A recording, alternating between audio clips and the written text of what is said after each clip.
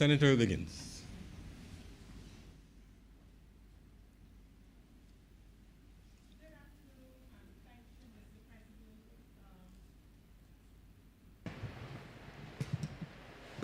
Good afternoon, and thank you, Mr. President, for this opportunity to say a few words to the Appropriation Bill 2021. And I would like to label or headline my presentation called Building Bridges. As you may know, I co-host a television series called Building Bridges with Suriname. And for that matter, I've decided that my presentation, I will call it Building Bridges. And in fact, sir, this is what the Ministry of Foreign Affairs is essentially doing, sir, building bridges with many countries around the world. Because in order for Barbados to have a seat at the table, we must have the international presence in those missions or embassies where all the investment, even OECD issues, come up at international meetings. And Barbados, as a small, remote country, cannot withdraw, sir, from international conversations. We cannot sit back here in Barbados with a code of silence and say this thing is going on in Geneva. Why isn't Barbados represented?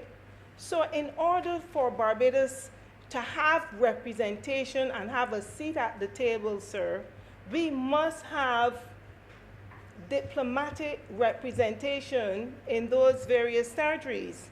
My foreign minister has already spoken to a lot of the issues, but I would only say in relation to Africa, that you find that in the African Union, sir, the population of the African Union is 55 million, it's 55 countries. Ghana has 30 million and Kenya has 48 million. Mr. President, these are two new centers of influence in which the Ministry of Foreign Affairs has now decided to open diplomatic missions. And these missions that they're being opening in Africa, including UAE, really brings that conversation of that South-South cooperation to the table, Mr. President. And Barbados now, in the midst of COVID, need to look for new avenues to generate income, to expand in goods and services and trade. And he has already alluded to the fact that the mission in Ghana and Accra will further consolidate that relationship that Barbados wants to have with the African Union. And of course, in Kenya, the High Commissioner would be serving as our permanent mission to the UN, where UNEP and UN Habitat are located. And these are important issues for Barbados, and we must be at the table for those talks. In addition to that, sir, the mission in Kenya will be part of a CARICOM office that will be shared with other CARICOM countries. Because in London, sir, Dominica and St. Lucia, they share the same resources in their High Commission. So this is a good thing that CARICOM is doing now in terms of the sharing of missions and so on. As previously stated, Mr. President, diplomats must be change agents. Once upon a time, as you know, people felt that being a diplomat posted abroad, that it was only cocktail parties that you go to. But sir, when you have a mission like a mission in China, and the person now who has been assigned to China, Mr. President, he's fluent in Mandarin. Mr. President, that is 50% of his job done right there. And I think, Mr. President, that because he also has a wide business acumen and a wide suite of skills, Mr. President, that the young man is an excellent person for the job. I saw in different media, persons were questioning the young man's appointment. Mr. President, if you look around this Senate, you have doctors, you have lawyers, you have trade specialists, you have technical specialists, and you have priests. Would we say that the priest that is in this Senate is not good or not qualified to be a senator, Mr. President. So I'm saying to you, Mr. President, that people should understand that we have a rich cadre of persons out there, and those persons, Mr. President, can be called upon to serve Barbados in whatever capacity that they are asked. And I would say in relation to obviously the jurisdiction that I know most about, which is the United Kingdom, currently and also that will happen, the High Commissioner there, he is accredited to 10 nations. And I'm going to read them out for the Senate to understand. The High Commissioner is accredited to Australia, to Cyprus, the Holy See, Israel, Jordan, Malta, Monaco, Pakistan, and Turkey. When you have so many countries that an ambassador, sir, is accredited to, he would need some help. Again, I saw somewhere where somebody was saying there was no need for a deputy. Sir, when you are accredited to a country like that and have 10 jurisdictions that are offshore, literally, you have to take a plane and fly to that jurisdiction. You think that you just go to the jurisdiction and present your credentials nicely, go to a cocktail party and fly back to London? No, Mr. President. You see that commercial diplomacy that the foreign minister is pushing, and he's pushing it really hard because he's very serious. Because I have always said, and the minister will tell you, when he came to the UK, before he came home, I told the foreign minister that these embassies should become revenue centers. You're not just there to look pretty and go to an event at Buckingham Palace and say, oh, here I am with the Queen and that kind of thing. Mr. President, you have to roll up your sleeves, get down in the trenches, go out there and bargain with the people in the OECD. We met with them everywhere in London, the people that always blacklisted us. You have to, Mr. President, go out there and deal with all the other missions that are located in the United Kingdom and negotiate with them to bring foreign direct investment into Barbados. You're not just there as a pretty figure, and it's about time that people who serve in these missions understand what their role is. It's not just about all this cocktail party. So when we go out there and roll up our sleeves and look for foreign direct investment for Barbados, we will be able to plug that $2 billion hole that the Prime Minister alluded to earlier in her presentation. Mr. President, as you also would know, a lot of Barbadians would have migrated into the United Kingdom in the 1950s, people that we now call the Windrush generation.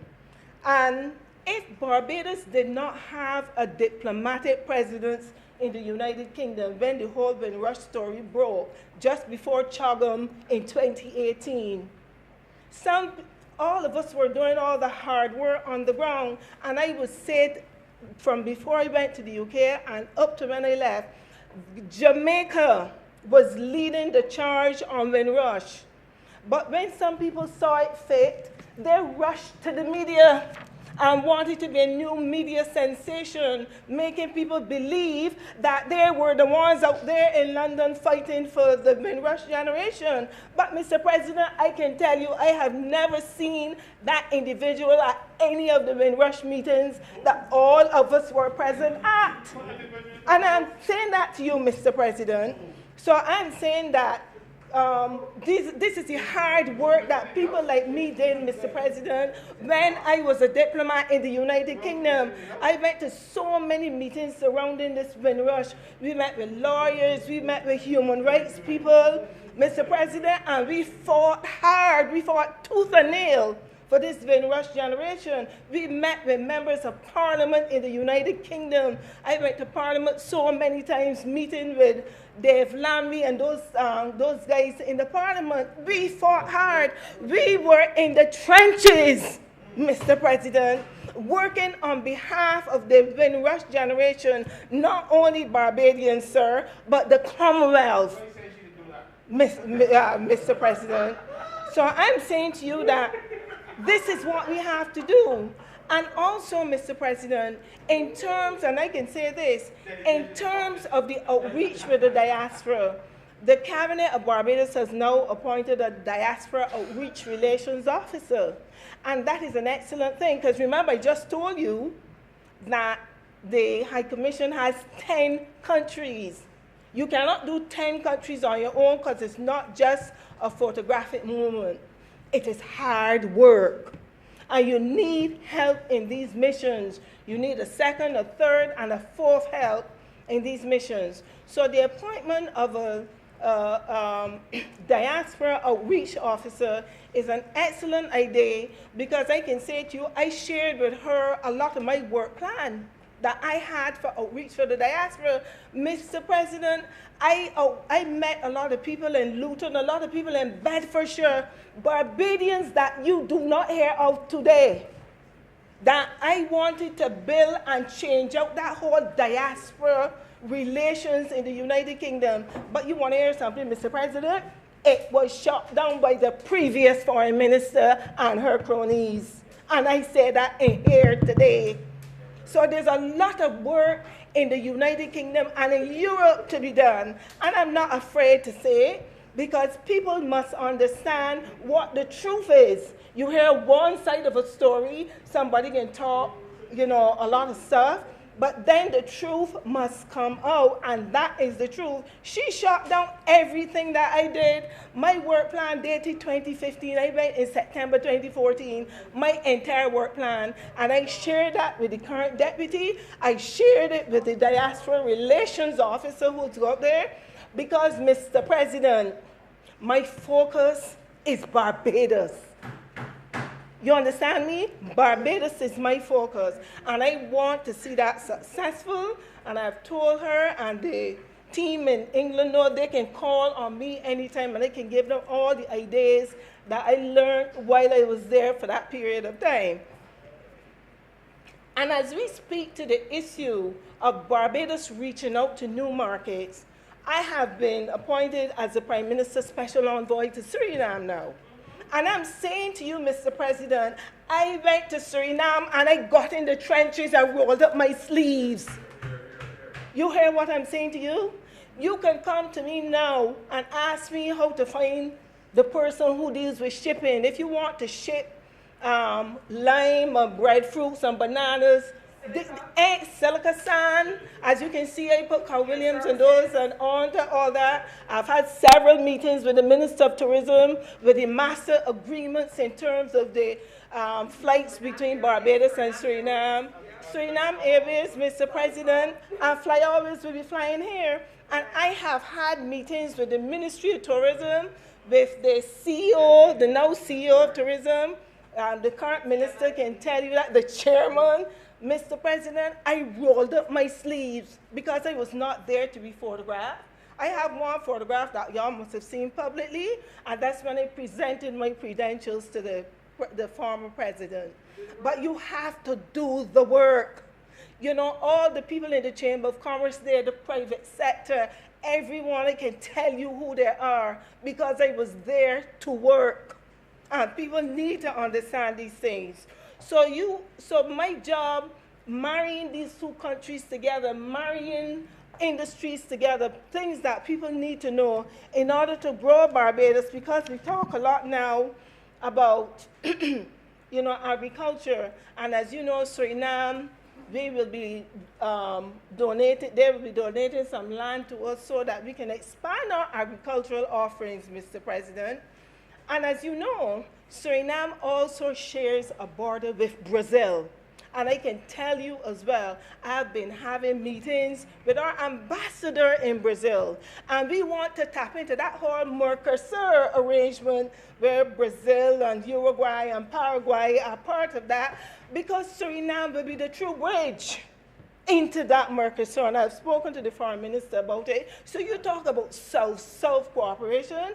Mr. President, this is what all of us who serve our country in these various destinations have to get together and see how we can bridge with each other to get to the next area. As a matter of fact, the ambassador to Brazil said to me, she said, Althea, you can get to Africa so easy from Brazil. It is so easy. So what I'm saying is that this is the type of cooperation that we need to get into when we want to really bring Barbados back from the brink. We must have a seat at the table in all these countries and all these capitals where we are represented. I heard our foreign minister say in his speech 2 weeks ago that Barbados will be establishing diplomatic presence shortly in India. Mr. President, India has about, I think it's about 1.5 billion people there. We don't have any diplomatic presence in India, and India is a powerhouse. India is a powerhouse. And as you know, India was the one that we turned to when we needed to get COVID-19 vaccines. And we turned to India, we communicated with all the channels in order to get those vaccines out of India, Mr. President. They would also, as far as the foreign minister has said, donated all other medical supplies and PPE for this country. So you could imagine that when he does set up that diplomatic presence there, whatever we will be able to tap into the resources of India. We intend to tap into people with the IPL. Mr. President, there's an ambitious plan that we have in terms of engaging with India.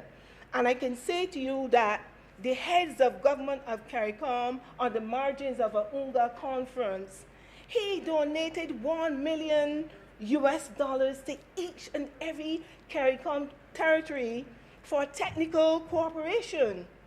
And I can also say to you that in relation to that, there is the International Solar Alliance, Mr. President. There's a lot out there I can tell you that my foreign minister is doing. I know, because I relate to him and the people in that department every day. He is working 25 hours a day, 10 days a week. So there's a lot I know that the foreign ministry is doing because I'm involved too and I know. So with the International Solar Alliance, Mr. President, we would be able to tap into funds.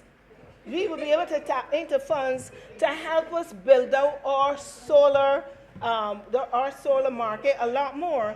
And one of the, with that International Solar Alliance, and Mr. President, one of the things I want to discuss with the foreign minister would be if we can bring that organization and set up a company right here in Barbados to manufacture those PV panels. Mr. President, when we manufacture those PV panels, we don't have to import them anymore. We will be able to export to countries and earn valuable foreign exchange. So all these new areas that the foreign ministry, as I've always said and I've always known, that foreign ministry underpins the very economy, Mr. President, of Barbados. And I would say to you that as long as we can get those projects going, we will benefit significantly from a whole lot in that regard. Mr. President, before I close, there's one more thing I want to say in terms of diplomats and returning home. When we return home, as you know, we are allowed a duty-free vehicle. We bring home these vehicles and we take them to the various car dealerships here. And you know what they do, Mr. President? They undervalue them because you don't buy them from them. And I think that is unfair and unjust. And something has to be done about the car dealerships in Barbados who undervalue our vehicles because we bring them back from the jurisdictions from whence we came, and then my vehicle, Mr. President, has more features than any vehicle that they sell at that garage. And they undervalue my vehicle. Something has got to be wrong, but these people need to be shaken to the core to understand that you can no longer unfair people. And this is how I feel about that. Mr. President, I would say And I would want to thank the former Prime Minister for appointing me to the court of St. James's. I want to thank the current Prime Minister and my Foreign Minister for appointing me Special Envoy to Suriname, not because I have a party color on me, but they know I get in the trenches, and Barbados has to be the obvious recipient and beneficiary of all my efforts, Mr. President. So, Mr. President, with those few words, I'm very much obliged to you for letting that off my chest. I thank you, sir. Thank you very much, Senator Biggins. Senator Dr. Springer. Thank you, Mr. President.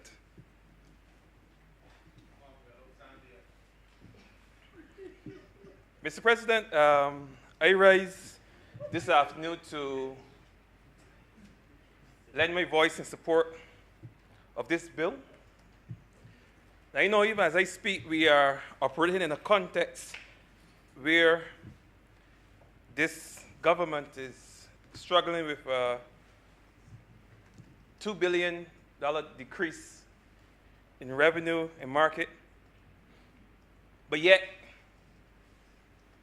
has seen it fit to prioritize education in this country.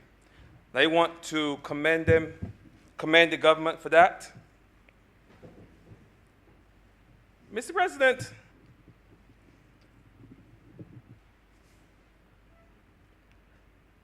I'm not one to speak about numbers and look at figures. Rather, I want to speak to the value that is added by affording these departments within the Ministry of Education and other ministries and funding these departments the important work that these departments undertake on a daily basis to ensure that, in the case of the Ministry of Education, that our children are instructed, that the ministry runs as smoothly as possible given the current situation that we find ourselves in. Now, as we all know, the COVID pandemic has been especially harsh on the educational system, not only in Barbados, but across the region and indeed across the world. It has disrupted the entire educational landscape and has resulted in closures or in the closure of schools at every level, nursery, primary, secondary, tertiary, and would have affected 60,000 plus students here in Barbados alone. And if we were to include the entire Caribbean region and Latin America, would extend to perhaps 160, 170 million, if depending on whose report you're reading. Mr. President, education ministries across the region and indeed here in Barbados had no choice last year, March, but to turn or resort to what has been referred to as remote learning, emergency learning, online learning, distant learning, what we choose to call it.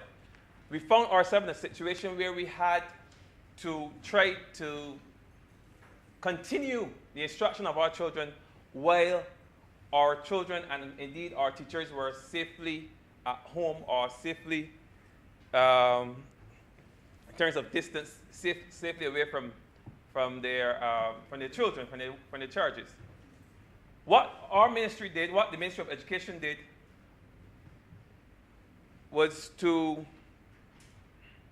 embark on a tech drive, and primarily because we realized that in asking children to engage in education remotely, it was uncovered that there existed a chasm, a vast technological divide occurring across our nation, amongst our children. Vast. But we could not just throw up our hands and say, well, there are children who can't afford a computer, so I guess they have to do without education for the time being, or that we just teach the ones who can. No. Our government was creative, innovative in the sense of reaching out to the public, because the public understands the situation. And we embarked on a tech drive that, when last I checked, we would have gotten in excess of 8,000 systems, 8,000 devices, in terms of computers, laptops, Wi-Fi. In some cases, we even got SIM cards with data. We got internet extenders, what have you.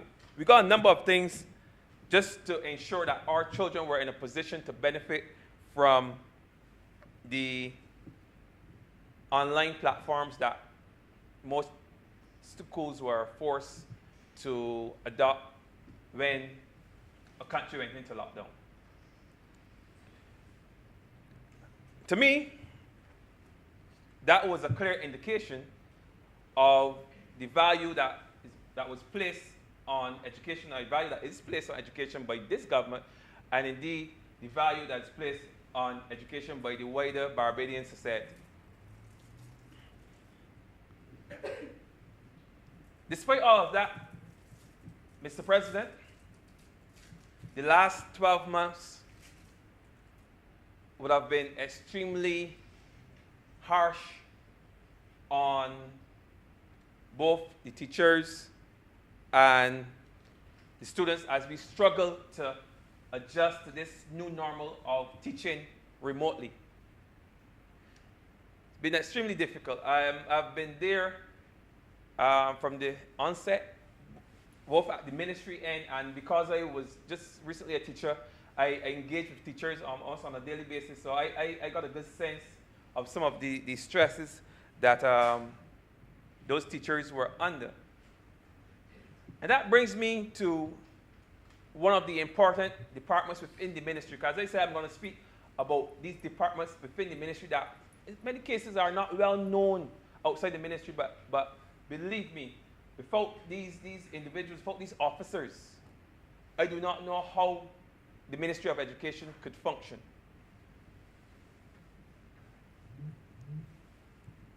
So let me just speak to the Student Support Services Unit. Not very well known outside the ministry, but a unit that has a very important role to play in terms of supporting students, teachers, guidance counselors, some cases parents, in situations where their children are performing before what they believe should be the optimal level. This unit in the ministry, Mr. President, is a unit that provides that kind of support in the form of sometimes the manipulatives, other things that children use on a daily basis to help enhance education. They have special education officers who would provide that kind of support for children who are struggling with learning disabilities, who have emotional challenges, physical challenges, social challenges, anything that would impact negatively on their ability to learn. That department would more or less be responsible for. Another important role of that department would be the attendance, monitoring the attendance of children. Even though children are working from home or working remotely, we still have to put measures in place to ensure that they sign on. Of course, there are some who would argue that if a child is at home and chooses not to sign on, that is a matter for the child. But no, our ministry still has persons in place who would check. And if you do not sign on, if it's reported that a person signs on maybe twice or 3 times per term, then we have officers who will call the parent. Who will call the parent and ask as to why that child has not been signing on, and will be treated in the same way as if the child was not coming to school. Because we try to make the situation as similar to a classroom, a real classroom situation as possible. Because at the end of the day, we're teaching, and children, even though they're at home, they should be in a class environment. They should be in a learning environment. And that's exactly what we try to replicate, even in a virtual space. So these departments are extremely, extremely important. But as I said, the reality of it, and I've said it before in here, I said it last year, and I'm going to say it again. Despite our very best efforts of providing devices, of reaching out to the public and asking for support in the same effort to provide every student in this country with a device so that child will not be left behind, the reality is that online teaching is no substitute for face-to-face instruction. No substitute. We're going to try our best, but the reality is that some children may still struggle within this new format. And there are a number of reasons why. Now I'm just going to list some and explain them as I go through. There are some students who still don't have devices. Government has spent millions of dollars to procure devices, but still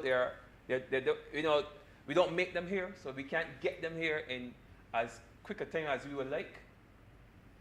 And all the while, school is still continuing. So there are still students who struggle in that sense. There are students who had devices, and because of the extensive use now, those devices are what we would call mashing up, or devices are wearing out. So there's a lack of devices. There are some students in Barbados who do not have internet connectivity. There are some students in Barbados who do not have electricity. Some of us will be surprised to know that, but that is a fact. There's a reality. Students in Barbados didn't have electricity. It was going on for a long time, and it was not an issue when the students were coming to school. It was not an issue. But now that we find ourselves in a situation where we need that type of technology, we realize now that that is a hindrance for some persons. Students can't log on. Of course, I can tell that that government has procured Wi-Fi devices upwards to, I think we would have received some this month for those students who don't have connectivity. And in some cases, the ones who don't necessarily have electricity, they could still benefit from that kind of technology. And for those who don't know, Wi-Fi is a device, I think it works very much like how your phone tethers internet. You can use that if you don't have connectivity in your house. You can put a SIM card, and SIM cards in this case will come in with 10 gigs of data. A number of the programs used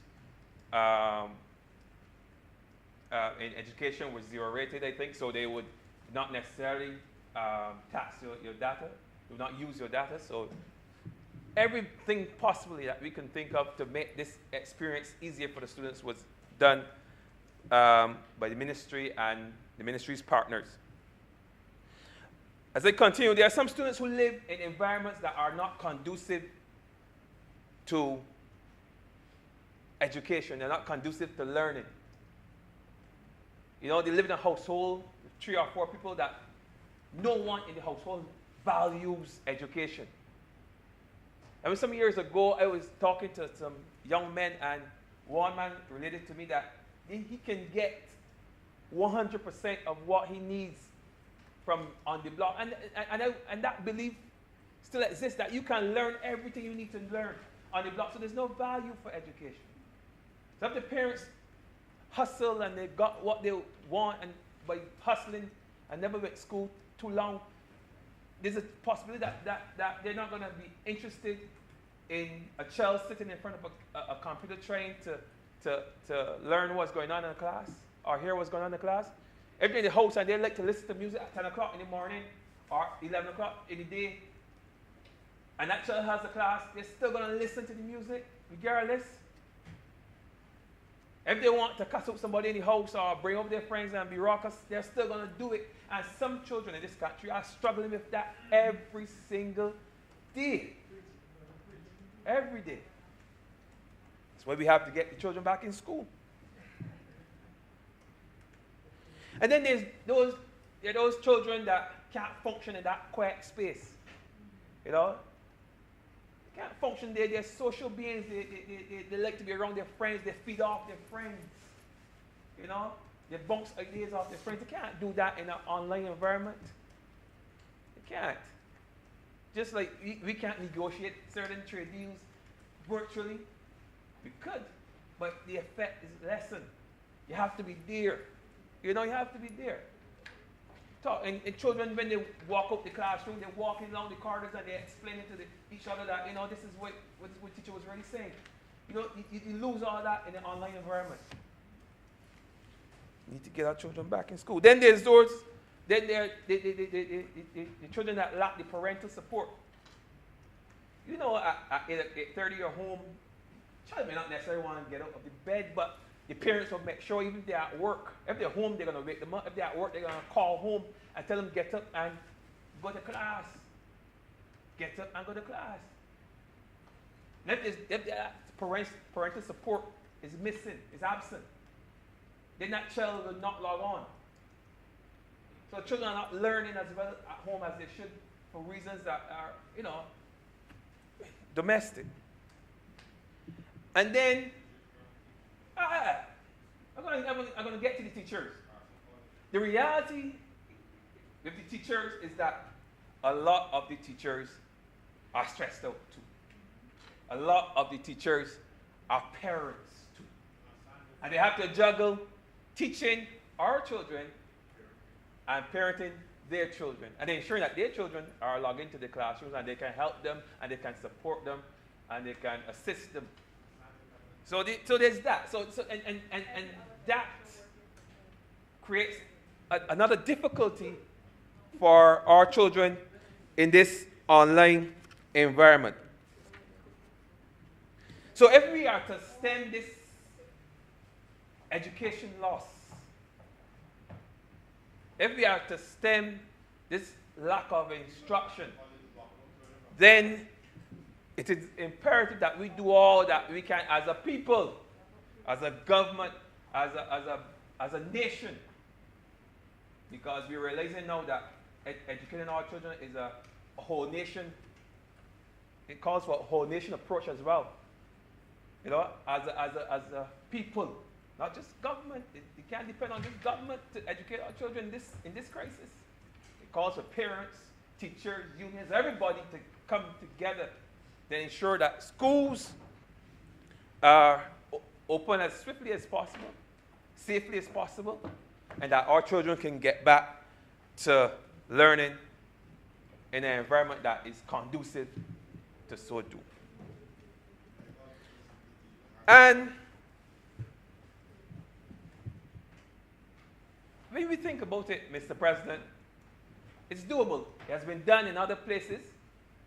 And I believe that we are, as a ministry, the government, the Ministry of Education the ministry has listened to some of the best practices, advice from other countries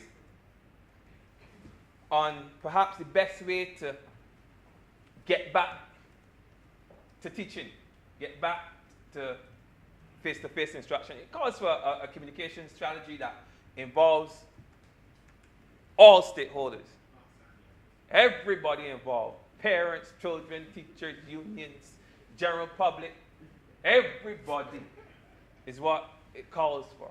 Because everybody needs to know what's going on. One of the things that people complain the most about is the lack of communication. You know? Lack of communication. people want to know what's going on.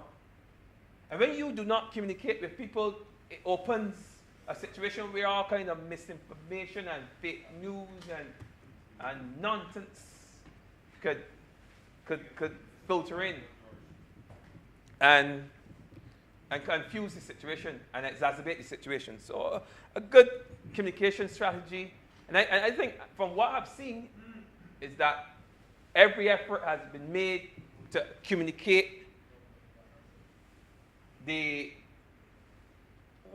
communicate everything, the frequently asked questions, the dangers, the concerns.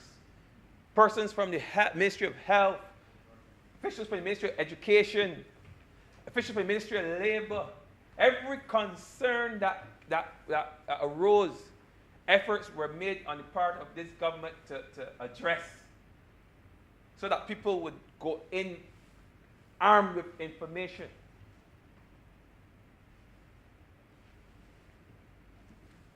As to the best way to get back to teaching our children. Now, I'm going to share just a little bit in terms of some efforts that were not only put in place by our ministry, but governments right across, ministries right across the Caribbean, across the globe, would have looked at certain protocols that were necessary if our children were to go back into school. And when I list them, you would see, because most of you either have children or have grandchildren or have relationships with children in school, whether they are relatives or neighbors. We've put measures in place to reduce the density of children or people or persons on the school plans. We have put protocols in place to ensure that children are 3 feet, 6 feet apart, to lessen the chances of spread of the virus. In some cases, we've installed signage to assist in marking out where persons should stand, direction persons should go. We have made available to schools hygiene products, sanitary products, to ensure that there's that cleaning and disinfecting, and that the environment is always clean and safe for children and staff. In some cases where possible, and I've seen one case, I believe is St. Stephen's Primary School, but I'm sure that others can follow, where a tent was set up outside so that children can be out there in an outdoor environment, that children could be in an open air environment and be spaced out and still continue to learn. And most importantly, we have made available and we have insisted that children wear their masks and they follow their protocol, just like we are doing in here, and trying to function as normal as most people in Barbados expect us to do at some point, get back to some level of normalcy. Further to that, Mr. President, I've seen the introduction of the school monitors to assist with the sanitizing of children's hands and of the area where they would be. The reality is that in primary school, especially small children, it's going to be difficult for them on their own to adhere to protocols and keep themselves well sanitized. So we bring in persons to assist with that, so that teachers can focus on teaching. Because prior to that, it would have been left to teachers to do the sanitizing. And yes, there are many teachers who would readily volunteer, but there are also some teachers who would not be bothered. So rather than gamble that, the Prime Minister, her wisdom, saw it fit to bring persons in to assist the teachers, sanitize the small children, because the big children can handle, the secondary school children can handle themselves, but the smaller ones may not necessarily be able to do so. Just to keep the environment as safe and as clean as possible. And even further to that, the ministry has established a monitoring unit, almost like a compliance unit, where we partner with the Ministry of Health to go into the schools and COVID unit to ensure that protocols are followed, that persons are compliant with protocols. Everything humanly possible, Mr. President, that to ensure that our children get back to school.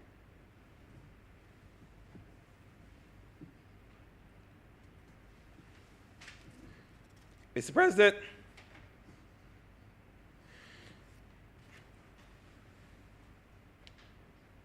we often talk about the negatives that have been visited upon us because of this pandemic. And it's true, there have been many. There have been many. But even with those negatives, there have been some positives. And I think that this COVID experience, this whole last 12 months or so that we have been going through this exercise, it has opened up opportunities for us in the Ministry of Education to perhaps restructure, build back, rebuild, tweak, reform our educational system, the way we do things. The same way that in any other ministry, they have found new ways of communicating, new ways of negotiating.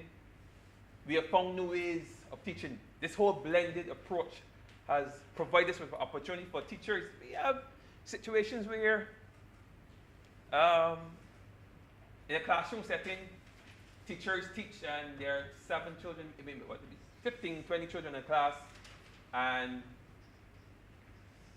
the vast majority of them may be getting ahead, maybe understanding, maybe working well, but there may be a few who struggle. Now, with this online approach, we can have that more individualized approach to a child, where we can cater more to that child's special need. Where there's a learning gap, we can identify that learning gap, and we can structure our lesson through the online or blended model to meet that child's need. So that this is a golden opportunity. These are things that were being discussed in the ministry even before this pandemic. But I think this pandemic has fast-tracked it, and it has shown us that we can do more with the technology. Let me just share something with you, Mr. President. Before this whole online and Zoom experience, we were communicating with our minister because of her situation. We were communicating with her via Zoom on a daily basis. On a daily basis, we would have meetings with minister on Zoom. So this was nothing new to us.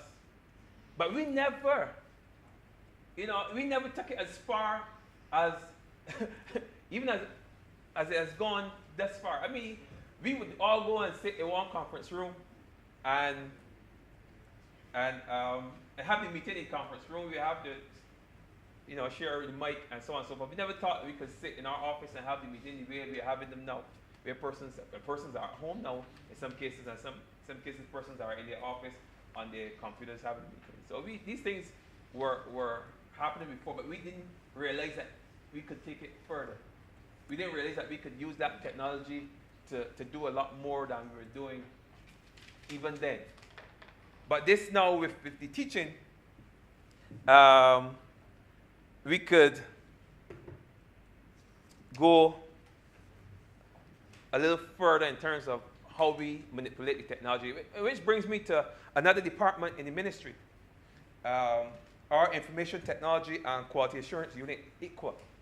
And they're the ones who are responsible for building out the technological infrastructure in the school, as well as the developing of the human resource within the school, or human resource development, the teacher training, and the institutional strengthening.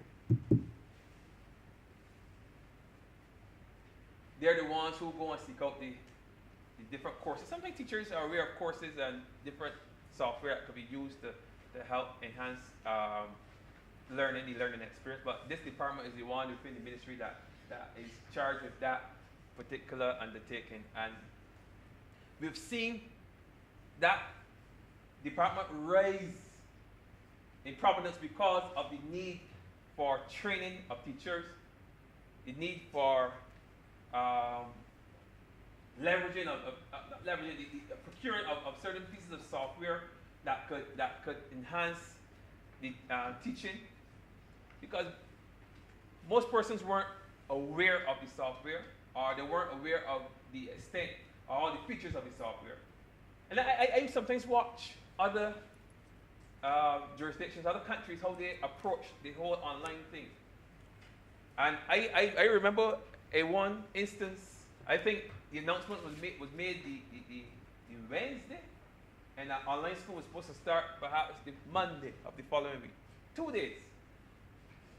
And one of the things that we've realized is that you cannot take a teacher who has been teaching with chalk and talk for the last 25 years and expect that teacher to all of a sudden become a whiz manipulating Microsoft Teams or Google Classroom or Zoom or whatever platform they choose to teach on.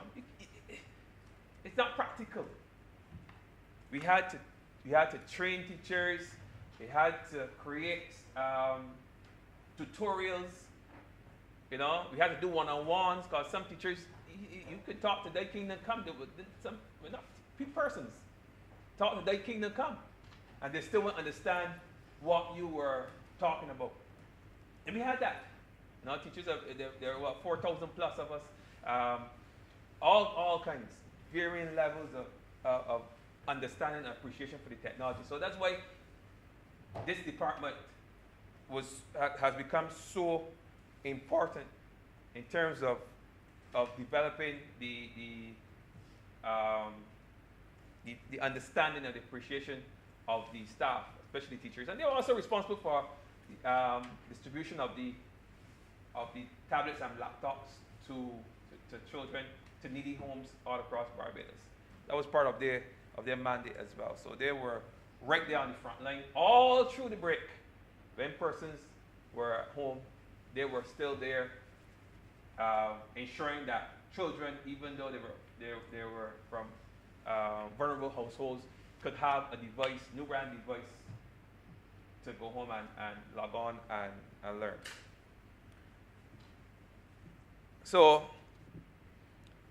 those two, there are actually four areas that fall under this thing. One is civil works, in terms of having the infrastructure in place, working close with the another department within the ministry to ensure that schools facilities are up to date, upgraded to accommodate the technology. All right, but the fourth area is curriculum reform. And I'm going to digress slightly here as we speak of curriculum reform, because we've been talking about reforms in the ministry from the time we came, and there are a number of reforms persons have been asking for. I've heard persons ask for the abolition of the common entrance. There are persons who argue for and against. The Prime Minister has said that it would eventually be abolished. And you have no doubt that will happen soon. But one of the things too I've heard a lot of, especially in these last 2 years, on the ground, with the removal of Nelson, the Black Lives Movement in America, in North America, and all over the world actually. There was a quite robust movement, support for that in Europe as well. We've and a greater sense of consciousness now that I've seen evolving in Barbados now. The ministry, under the guidance of the minister, has sought to relook the history curriculum to ensure that children leaving our schools, whether it be primary school or secondary school, are exposed to the history of Barbados. They're exposed to the history of the region. They are exposed to the history of Africa. They are exposed to the history of their community in some cases. And so, Mr. President, I would not announce it here. I will leave that to the minister. But the pleas of those persons who are conscious of who we are as a person, pleas of those persons who understand that in order for what happened in America with the Black Lives Movement to make sense to a vast majority of Barbadians, or what happened there in town, in Hero Square, the removal of Nelson, to make sense to young Barbadians have to have a greater sense of self, a greater sense of who they are, and a greater sense of history, and a greater appreciation for Africa and what Africa has contributed to the Caribbean experience. And that is one of the first reforms, maybe not the first, but that is one of the reforms that will soon be rolled out in the ministry, where we're going to look at the reintroduction of history as a standalone subject in schools, both primary and secondary. We owe it to ourselves, and we owe it to our children.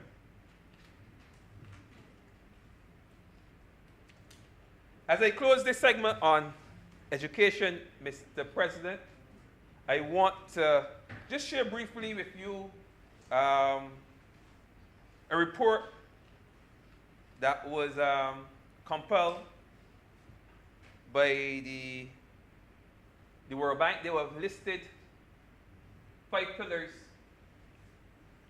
They have outlined 5 pillars for adoption and readjusting to our, for the adoption and readjusting to our new reality. I'm just going to share 2 that I think were most pertinent to our situation here in Barbados.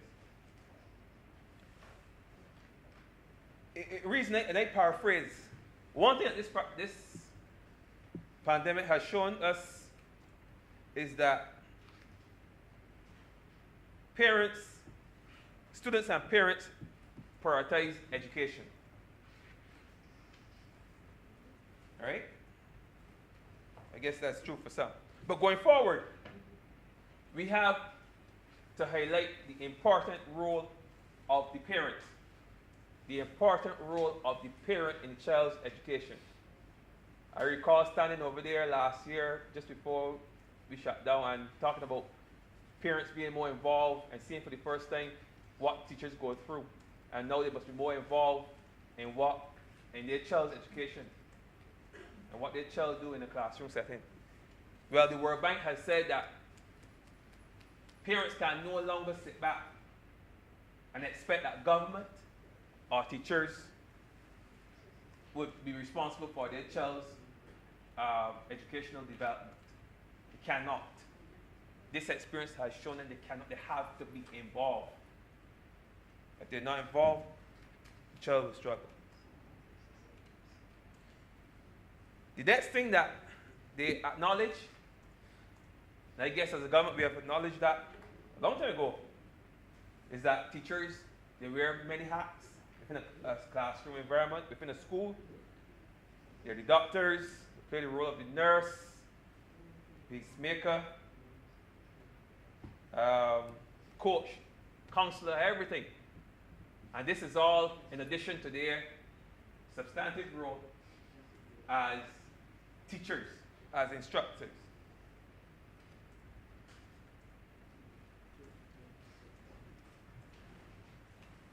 And as a government, it is our responsibility to ensure that they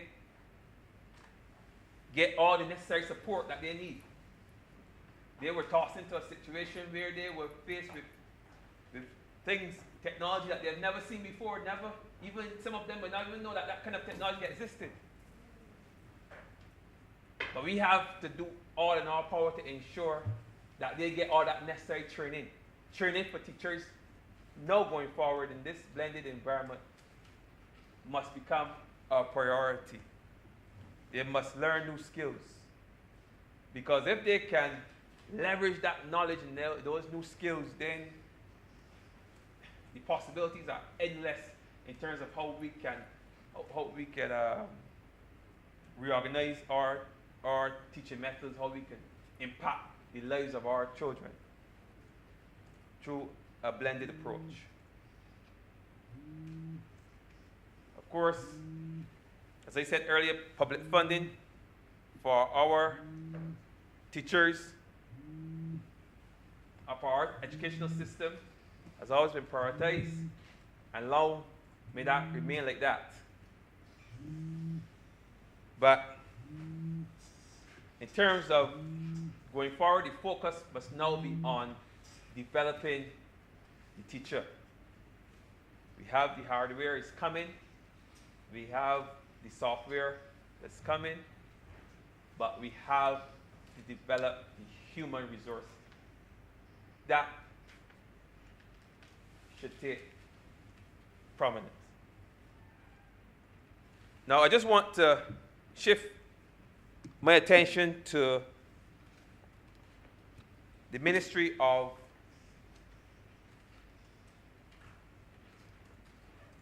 Youth, Sports, and Community Empowerment.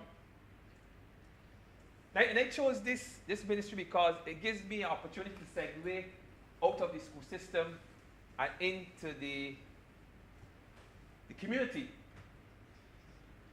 But what the Ministry of Youth has done is that it has created a safety net for our children who would have slipped through the cracks. What comes to mind is the Barbados Youth Advanced Corps. All right, I'm just going to read for the benefit of the public and for the president just the basic schematic of the course, basic outline of the course. The program is a 2-year program which commenced with a 12-week residential phase designed to expose participants to discipline,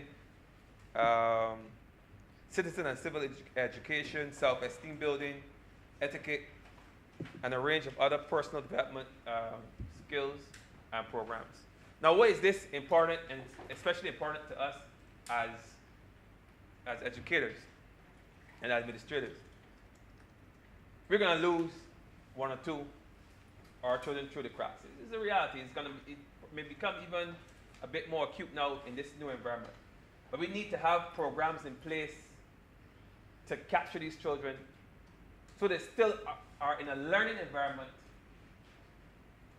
as opposed to being left to the streets where they are more unlikely to be caught up within the criminal element. So that's why I like these kinds of programs, because as a former teacher, I taught at a school where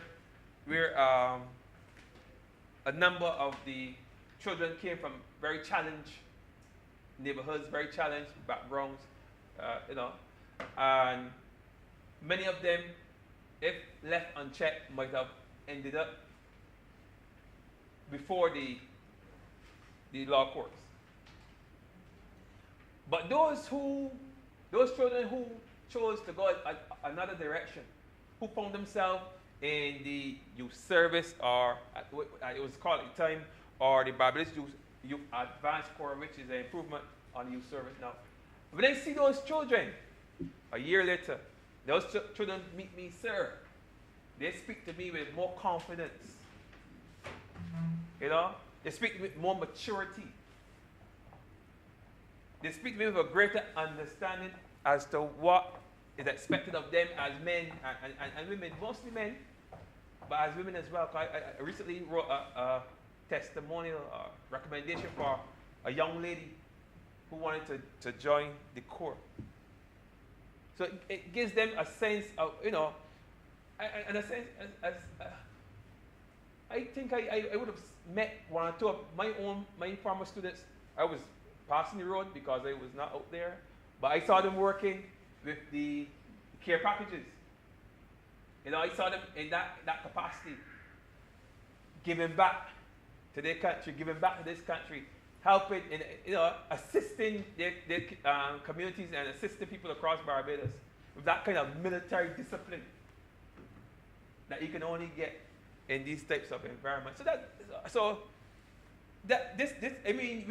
realizing it was the benefits of these kinds of programs.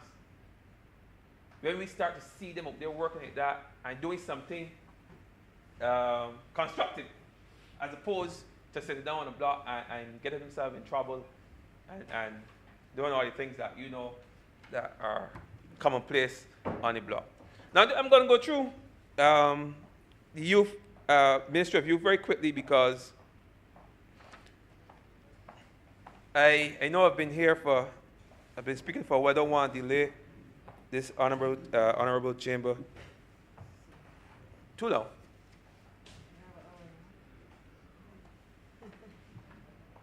Another sub-program that falls under the Ministry of Youth is the Youth Entrepreneurship Scheme. Youth Entrepreneurship Scheme.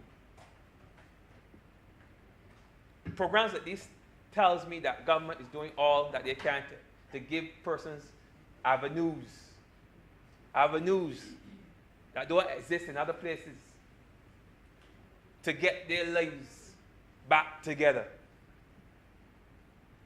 When you can find a program at 18 or 19 years after you didn't do so well in school, or you struggled in school, or you weren't mature enough, or had the right home environment to learn in school. Because we're saying now that the home environment is a very critical factor in how well a child does in the classroom.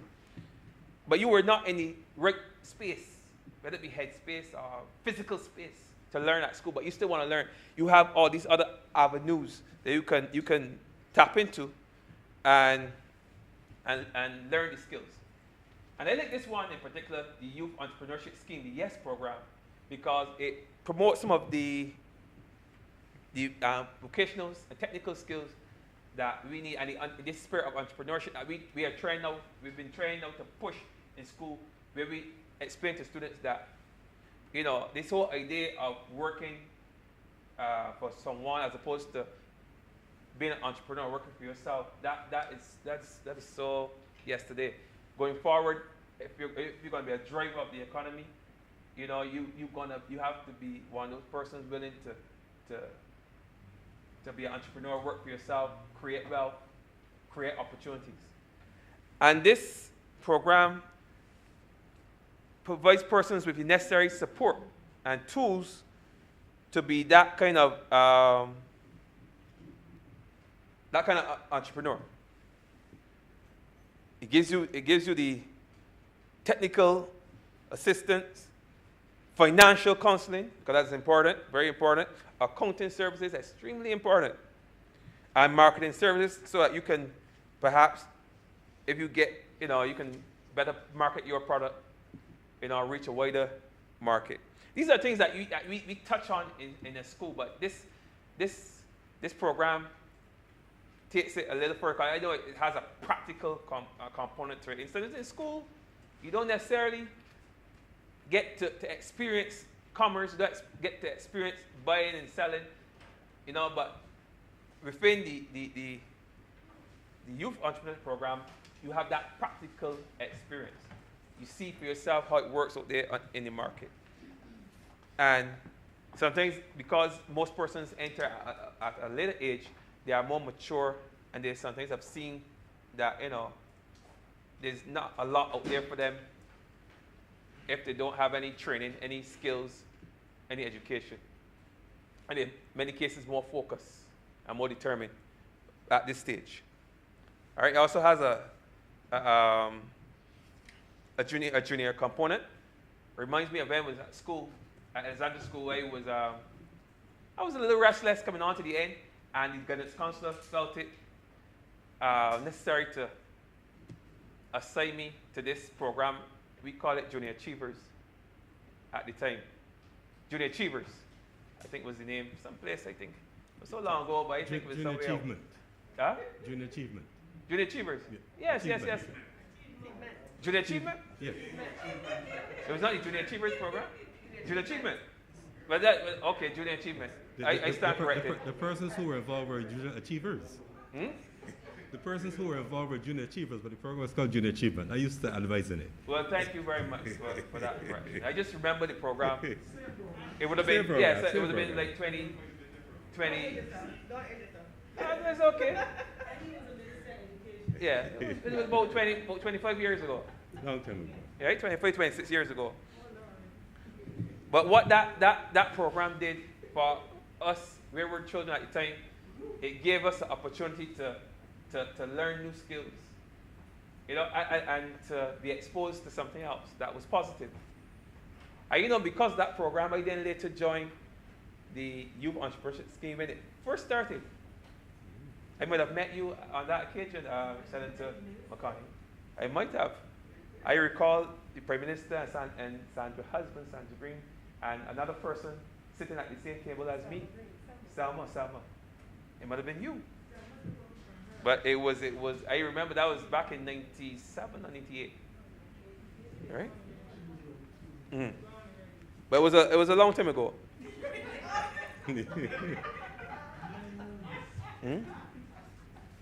But the important thing, Mr. President, is that persons are getting second chances.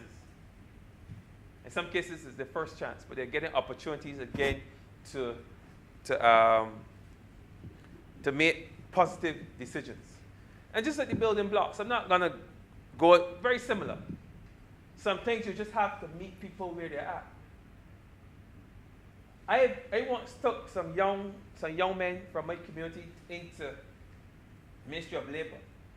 And while I was there, they were told that they should come back for it was like a seminar where they would come in and sit down and listen to people speak on business development, business plans, and so on and so forth. And I recall one of the young men say, wait, how would I have to dress to come in here? The whole idea of having to find clothes to come and sit in that environment that in itself created a hindrance, because people don't want to leave and go to places where they feel uncomfortable, whether it be uncomfortable based on the way they dress. You know, it's hard enough that you may not necessarily understand what is being explained, but if you look different, if you look out of place, that in itself is enough for persons to want to stay home. So sometimes you have to go, as I said, meet people where they're at. You have to go find these people on the block and reach them right there, teach them right there. And if they don't, I mean, some have some magnetic pull on these blocks. Some people don't want to leave. If it means that you have to teach them all the necessary skills right there, and they develop their business around that very same block, then so be it. At the end of the day, you're getting a more productive person, young person, coming out of that whole exercise. So I like the whole idea of the building blocks, of the blockpreneurs, as they are called by the minister, but letting people know right there that they could be business persons right there, and it could grow from there. I've seen people start out selling clothes in Swan Street, and then now they own stores, and at some point they own a number of stores. So I know that these businesses can grow. All right. I'm gonna wrap it now. I'm gonna just speak to the National Sports Council. I know they are responsible for promoting and supporting all kinds of sports: cricket, football, volleyball, basketball. But I think the one that I find that is most important to me, that I find that I would throw the majority of my support behind, is their support for road tennis, our very own indigenous sport. Road tennis is the one indigenous sport that we can boast, and it needs a champion. It needs a champion. You know, I've seen the following that sport has today. Has a large following. Large following. A lot of people play, whether they play competitively or they play for exercise. A lot of people in Barbados play, watch, and follow road tennis. And I'm happy to see that the National Sports Council is putting some effort into not only funding a number of road tennis tournaments, but also to breathe some life back into the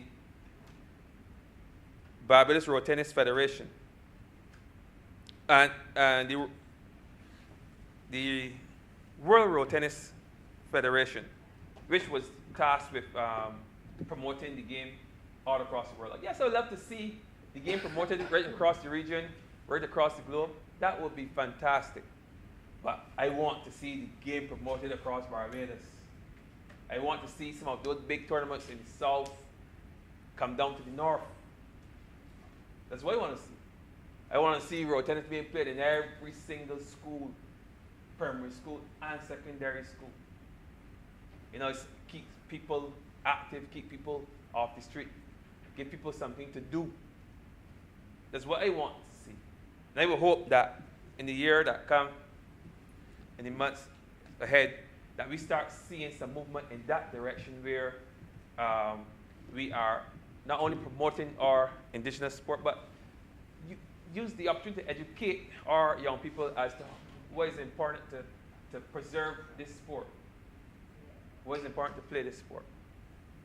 So I will end there, but I just want to say it once again before I take my seat that I support this bill, and I commend this government for the work that it has been able to do and will continue to do even in these very trying conditions.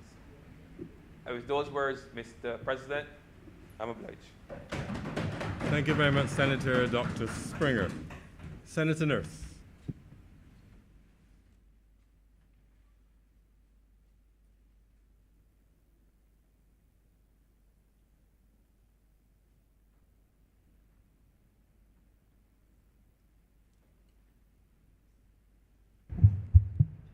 Thank you, Mr. President.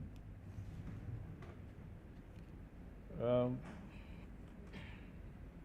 think 1 year ago, approximately, we were here and we were debating the then estimates of revenue and expenditure for the 2020-21 year. And of course, after that, we closed off and we went into lockdown mode of the country. Little did I know, or I suppose any of us know then, that 1 year on, we would still be partially in that mode. I, for one, thought that, you know, after a few months, we would have been back to normal.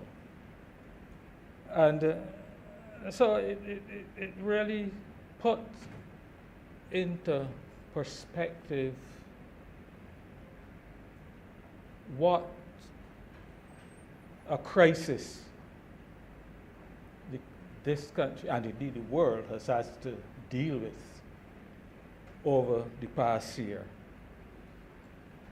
And Mr. President, I remember the oil crisis in the early 70s. I remember the crisis created around 9/11.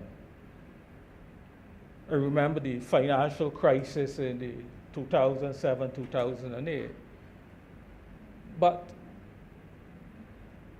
this must be probably the mother of all of them, as far as I can see, that we have had to deal with.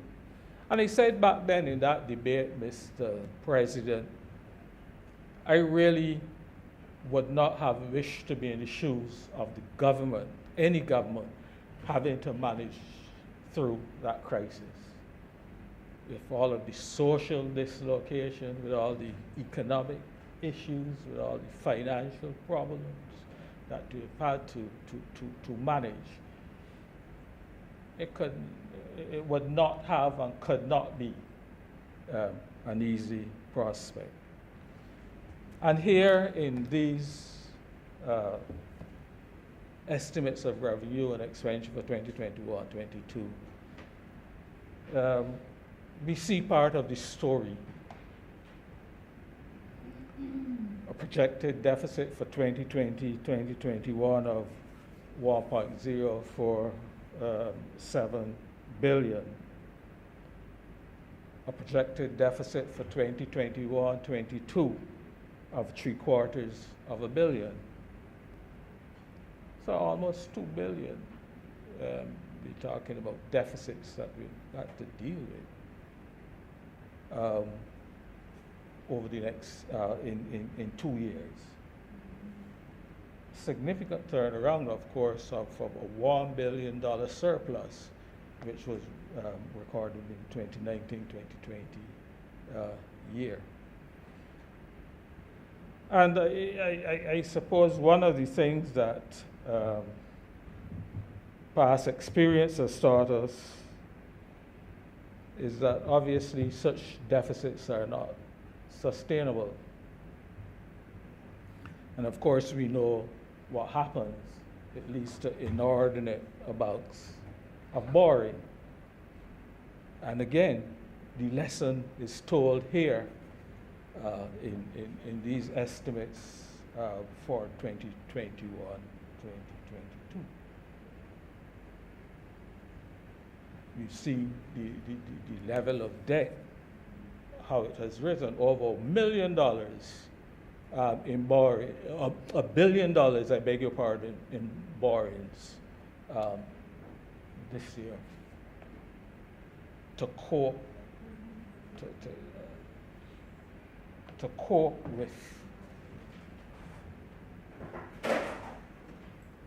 with the situation, the financial situation in which we find ourselves.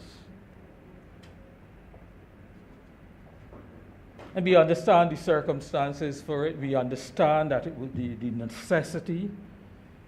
We understand government having to manage through this COVID-19 pandemic. And we understand that it wasn't easy.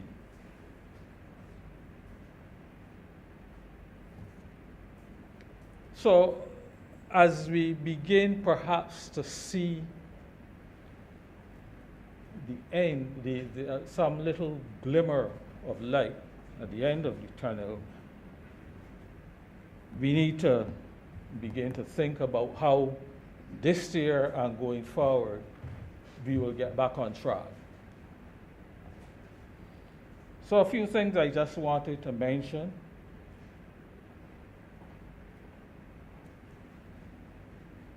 Efficiency in spending, in government spend, has to be paramount.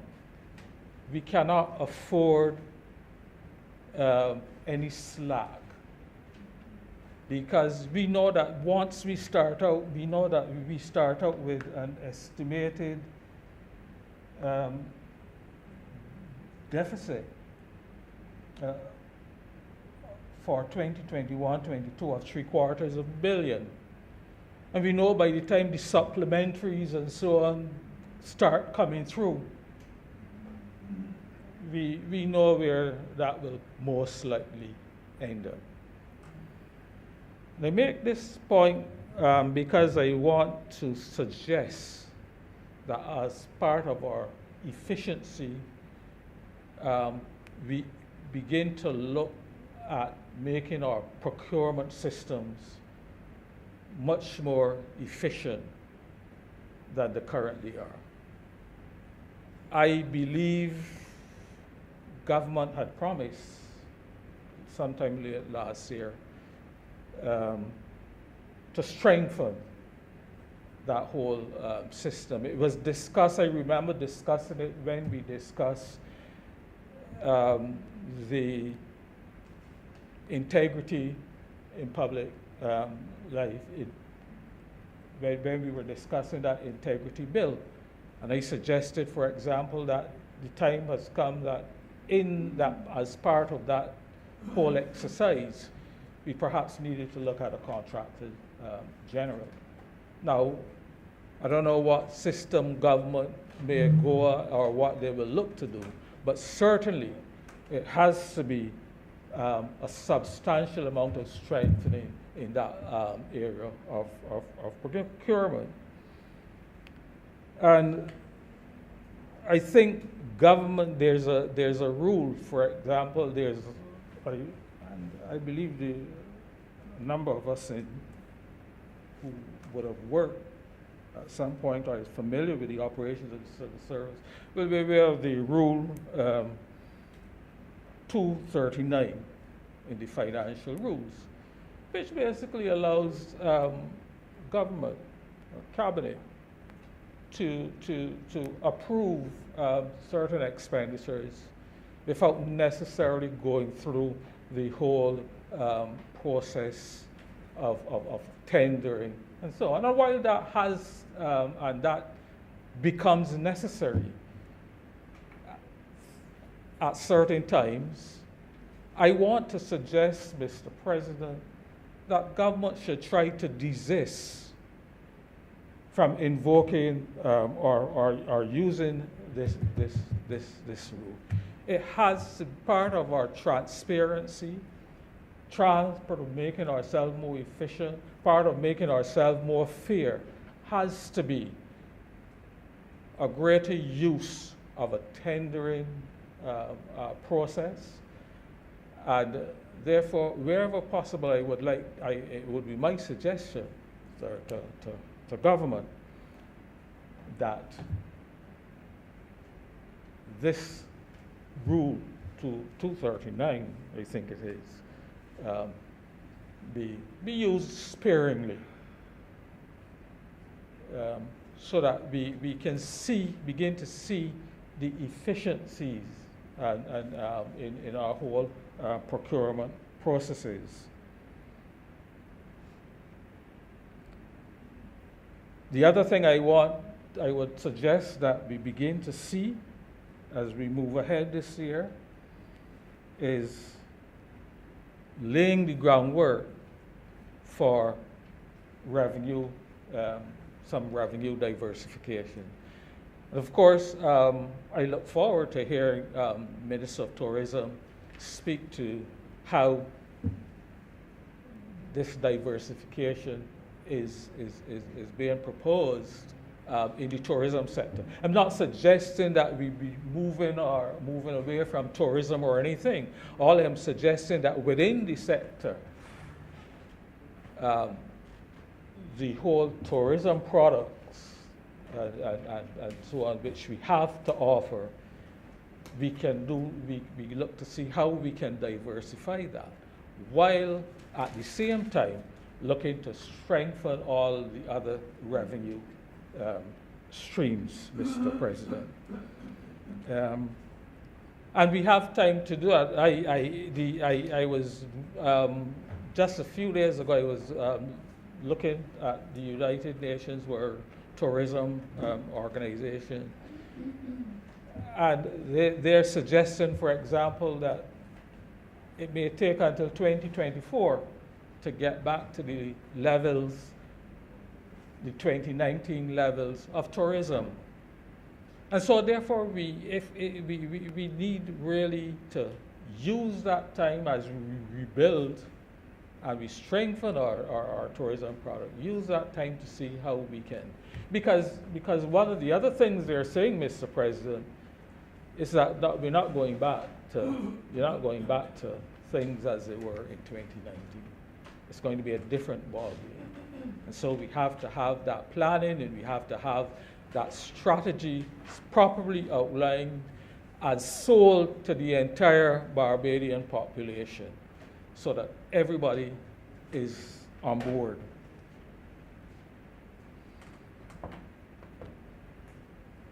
another area which, and what I'm saying, of course, Mr. President, is not new. It is known, we know the things we have to do. It is just that saying we can't continue to talk about them all the time, but we have to act now. And I say that to make the point that, again, one of the areas will undoubtedly have to be agriculture. And I want to do first, just before you forget, I just wanted to congratulate the government for their support of the farmers in that project at Bath Plantation. I think that's a wonderful. Project, Mr. President, and it could turn out to be something like the Spring Hall land lease project, which could significantly add to our food security and making sure that we have agricultural industry that is meeting the needs of the next few decades. So I wish them well in that project. I don't know if they will be going into medical cannabis as well. I don't know what other areas of agriculture they'll be seeking to do. But I would like to think, if possible, that government would also be in a position to support those farmers if they decided that, if they wanted to go into medical cannabis as well. I do not think it is fair or it is right that only investors from overseas should now be able to come into Barbados and seek to reap all of the benefits which are expected from the medical marijuana. But of course, the thing is that the cost, the investment costs associated with that project is probably beyond most of our local farmers, unless they're given a certain level of assistance, the level of financial support, and so on, because the whole process of medical marijuana and the cultivation is very, very different than normal farming, and it is very costly. But I would like to think that our Barbadian farmers could be given a fair opportunity to be part of that process and to also earn some revenue and foreign exchange for their country.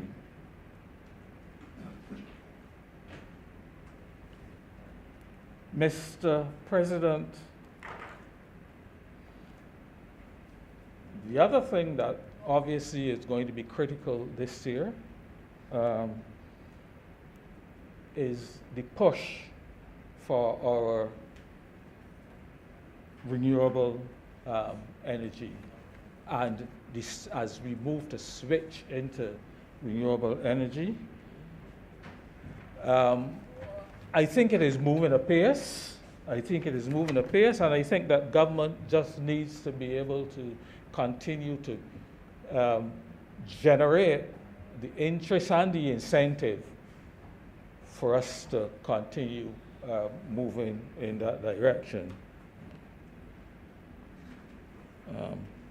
And so government has to make sure there's no let-up in that direction. And so on that note, therefore, I can applaud the management of the Transport Board for their foresight in the acquisition of an electric bus fleet. That is a really good step in the right direction. And that in itself is going to bring to bear some of the efficiencies and some of the savings which I spoke to a little while ago, and that is necessary. And above all else, it will result, I think, and we know that the benefits are already being seen in reduced operating costs by the elimination of the diesel fuel necessary to run those buses. Reduction in maintenance will come with it. Because as we know, there are less moving parts in electrical vehicles, therefore less parts that will require to be replaced, less maintenance, less mechanics costs, labor costs to be involved. And so there's going to be and so therefore I expect that once the entire fleet is replaced by these electric buses, that it will be a much more efficient transport board service that we have ever seen. And of course, needless to say, the importance of reducing our carbon footprint, and that will be a significant contributor. But while I in this area, permit me, Mr. President, also to suggest something else. I think it would be logical for government also to look at incentives to sort of nudge the business community and individuals, private individuals, to move towards acquisition of electrical vehicles.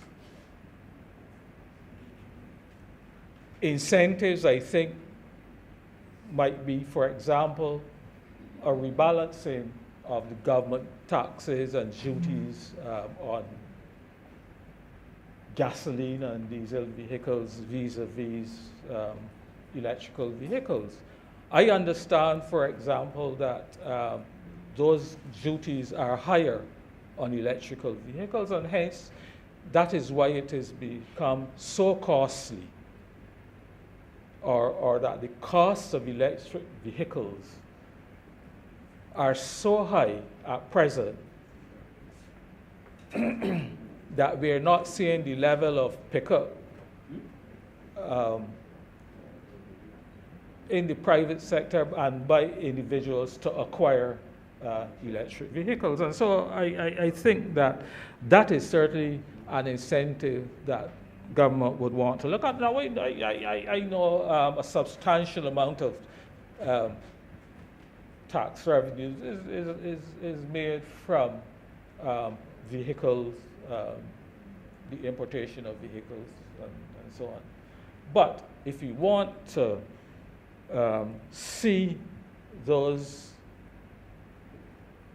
goals, some of the goals we talked, the 2030 goals, then I think it may be something that government should be looking at.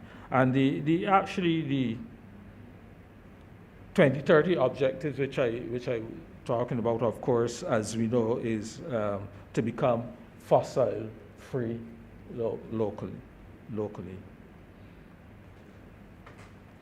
And I could also mention, I am aware, for example, that Trinidad and Tobago has actually scrapped taxes, various government taxes on electrical vehicles.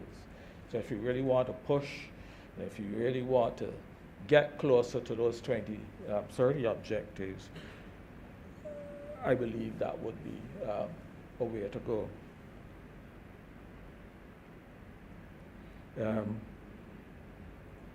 And of course, Mr. President, I look forward to the day when we see PV systems,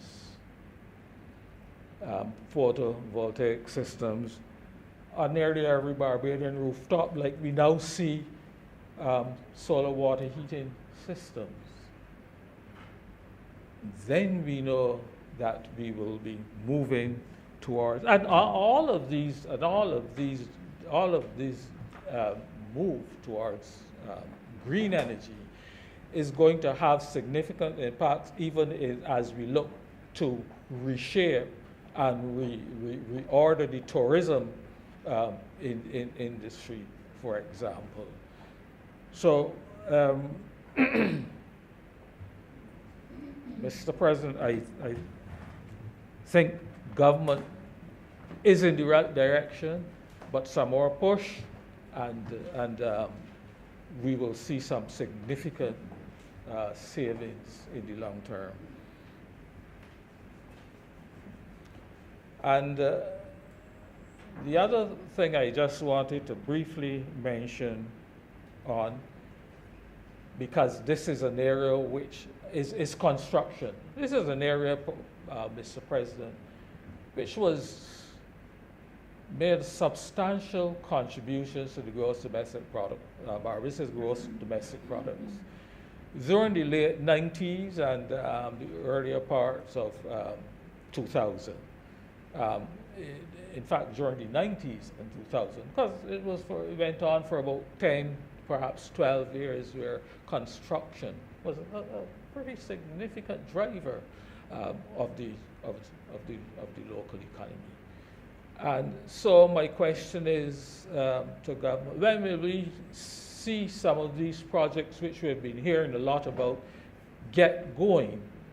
We know, of course, we will hear that COVID-19 affected the progress, but we've been hearing of a number of projects that should be get on stream. And so I think we need to see some of them started, because that in itself will help to drive the economy and to bring us back on track.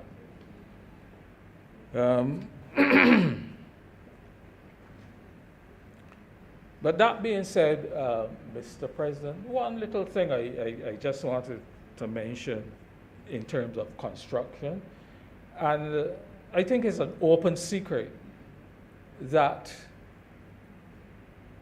the sand reserves in Barbados are almost exhausted. They're almost at an end. And you know, there were reports that, you know, the reserves could have been out in another year, another 2 years, and so on. And I raise that point because if we're going to get the construction up and going, the sand is a significant input in the construction industry. Now, I don't know where we will find our reserves. I don't know what the position will be in terms of making sure there is adequate supplies of sand that will be required in the construction industry. But you don't want a situation where you suddenly find that perhaps you have to import sand, and that the cost of importation is so much higher than the local cost of the sand, that then it pushes the cost of a lot of these projects that we're talking about out of, it makes them no longer viable. And, you know, people may start to abandon projects. And so government has got to look at that, make sure that facilities, make sure that provisions are in place to continue to, that we continue to have a steady supply, a steady stream of that input at a reasonable and affordable cost for the industry.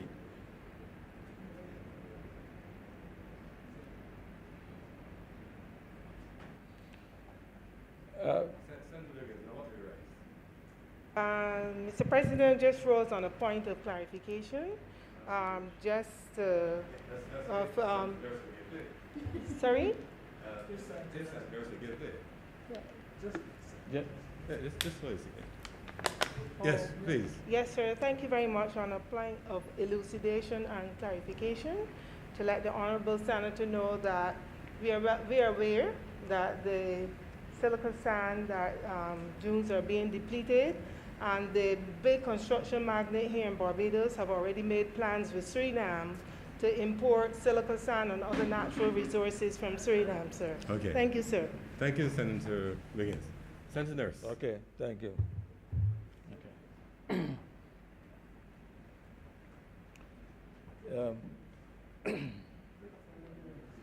Another area that I just quickly wanted to speak to, which is environment. And integral to, I think, our whole management of waste and so on. I think that it is important, Mr. President, that as we go forward and as we look to reorder our whole set of economic activities, that one of the things we should be thinking about is a proper waste management strategy.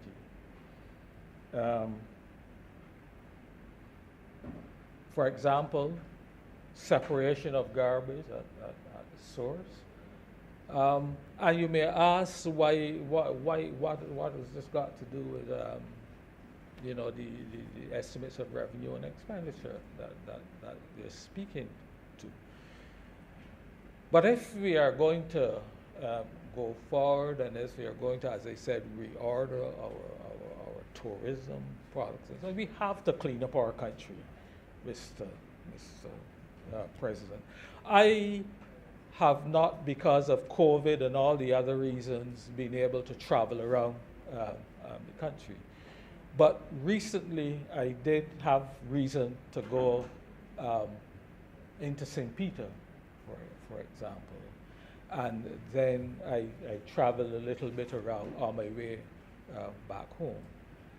And, I think the country has really gotten dirty. And we need a substantial amount of cleaning. Having said that, I noticed that there were quite a few workers along some areas that were doing quite a tidy job of cleaning. But if we can clean up our whole entire environment, if we can get the park in Waterford up and going, if we can, and I believe I heard the Prime Minister speak to redesigning and reordering and upgrading Queen's Park, if we can get all of those done, and I dare say King's Park as well, and work we are doing for our whole national park area on the East Coast, we not only cleaning up our surroundings, but we are also creating opportunities to have additional tourist activities and things that can be done. So I think that we need to get ourselves together in that area. I think we need to begin to make it mandatory to separate our waste, and that there must be really some stiff penalties.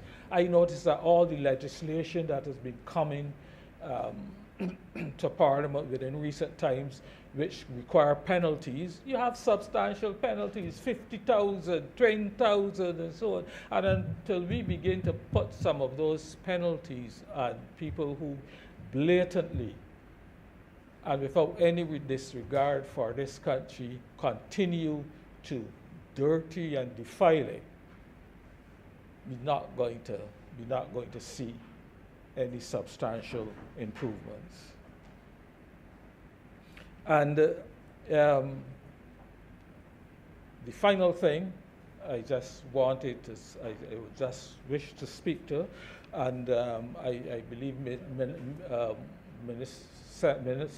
Senator Walcott spoke to it earlier, as well as I believe Senator Wiggins. It's the whole question of our foreign policy, how we must reorient our foreign missions, not our foreign policy, but foreign policy too, perhaps, but in terms of making these missions more attuned, more directed towards seeking business opportunities. And so we need, I think, more people who are business oriented, like yourself, who did a stint, Mr. President, in Canada, and I thought that that was a very good move because you understood the international business sector, and therefore that sort of experience would have been useful in helping to redevelop our international business. And so I think that, and Senator Walcott did speak to some of it this morning, the whole question of relooking what we do in our foreign missions and making sure that the money we spend, we get the kind of returns for that investment that will be necessary to help to drive the economy forward in the coming years. And so, Mr. President, I believe we need not fear that we will get out of this, but we have been resilient in the past, and I'm sure that as the years go by, this year, next year perhaps, we will get back to where we were, and I wish the government well as they try to keep the economy on even keel in these very difficult times. Thank you, Mr. President. Thank you very much, Senator Nurse. Senator Cummins. Thank you, Mr. President. I rise to, on this occasion, lend my voice and with it my support to this appropriations bill, and to take the opportunity, Mr. President, to, in the first instance, speak a little bit about what is contained in the estimates for the tourism industry, to remind both the Honorable Senate as well as everyone else under the sound of my voice that the ministry is tourism and international transport, and so I will be speaking about the initiatives of this administration in the area of international transport. And I will, of course, be outlining the broad trajectory for the ministry that I have the honor to have responsibility for. Finally, I intend to respond to some of the queries that have been raised during the course of today's session. First, of course, by Senator Drakes in her response to the Honorable Leader of Government Business in the Senate, and those that were raised by Senator Nurse in his earlier contribution. Mr. President, if I were to give a broad thematic umbrella under which my comments would be framed, it probably would I would struggle to find a single one, but if I had to narrow it down, it probably would be to say to us and to say to everyone that there is no us versus them. There can be no us versus them. And I'll elaborate on that during the course of my presentation. The tourism sector has historically been the largest driver of annual GDP for Barbados. It has been and continues to be the largest source of direct and indirect employment. Approximately 40% of our annual GDP is derived from the tourism sector, and we have approximately 35,000 humans, souls, Barbadians, people who live and work and breathe in the same communities that we do, who are employed in the tourism sector. And I am going to be sharing a little bit of some of the messages that they have asked me to share with you and with the country today about how this pandemic has affected them, their livelihoods, and their families. Mr. President, when we stand as the government and we say that this has been a war government, a war cabinet, a war parliamentary group, and a war everything, it cannot be sufficiently overstated. The Honorable Leader of Government Business in his presentation took us through the trajectory of the administration from June 2018 and the first challenges that we dealt with and everything since then. And as soon as you think that you've fixed one thing, there comes something else that you could not possibly have anticipated. But those were domestic challenges for the most part, Mr. President. Those were inherited challenges and those were man-made challenges, Mr. President, for the most part. Those were decision-making challenges and policy decision-making failures. But COVID-19 in 2019 was an interesting and a unique phenomenon. And I took the time in preparing for today's presentation to look at the research that outlined anything that looked like it could have been a major disruptor of economic activity. In the last 2 decades, Mr. President, there have been 6 disruptive global events. 6.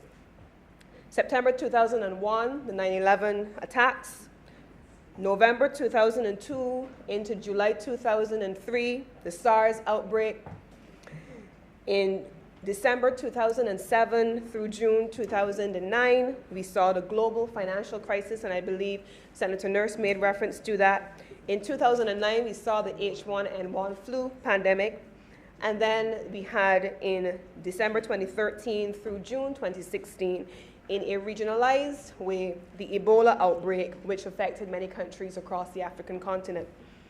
Then in 2015 to 2016, we saw the Zika outbreak, which, as we all know, was a mosquito-borne illness. All of those were perhaps localized in some instances, globalized in other instances, national in all instances, but we saw the impact of major disruptive external events that disrupted the activities in each economy.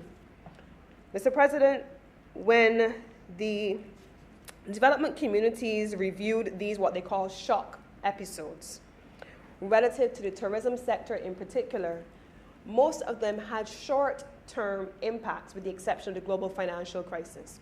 All others, there were short-run challenges which people recovered from, countries recovered from in a relatively short period of time.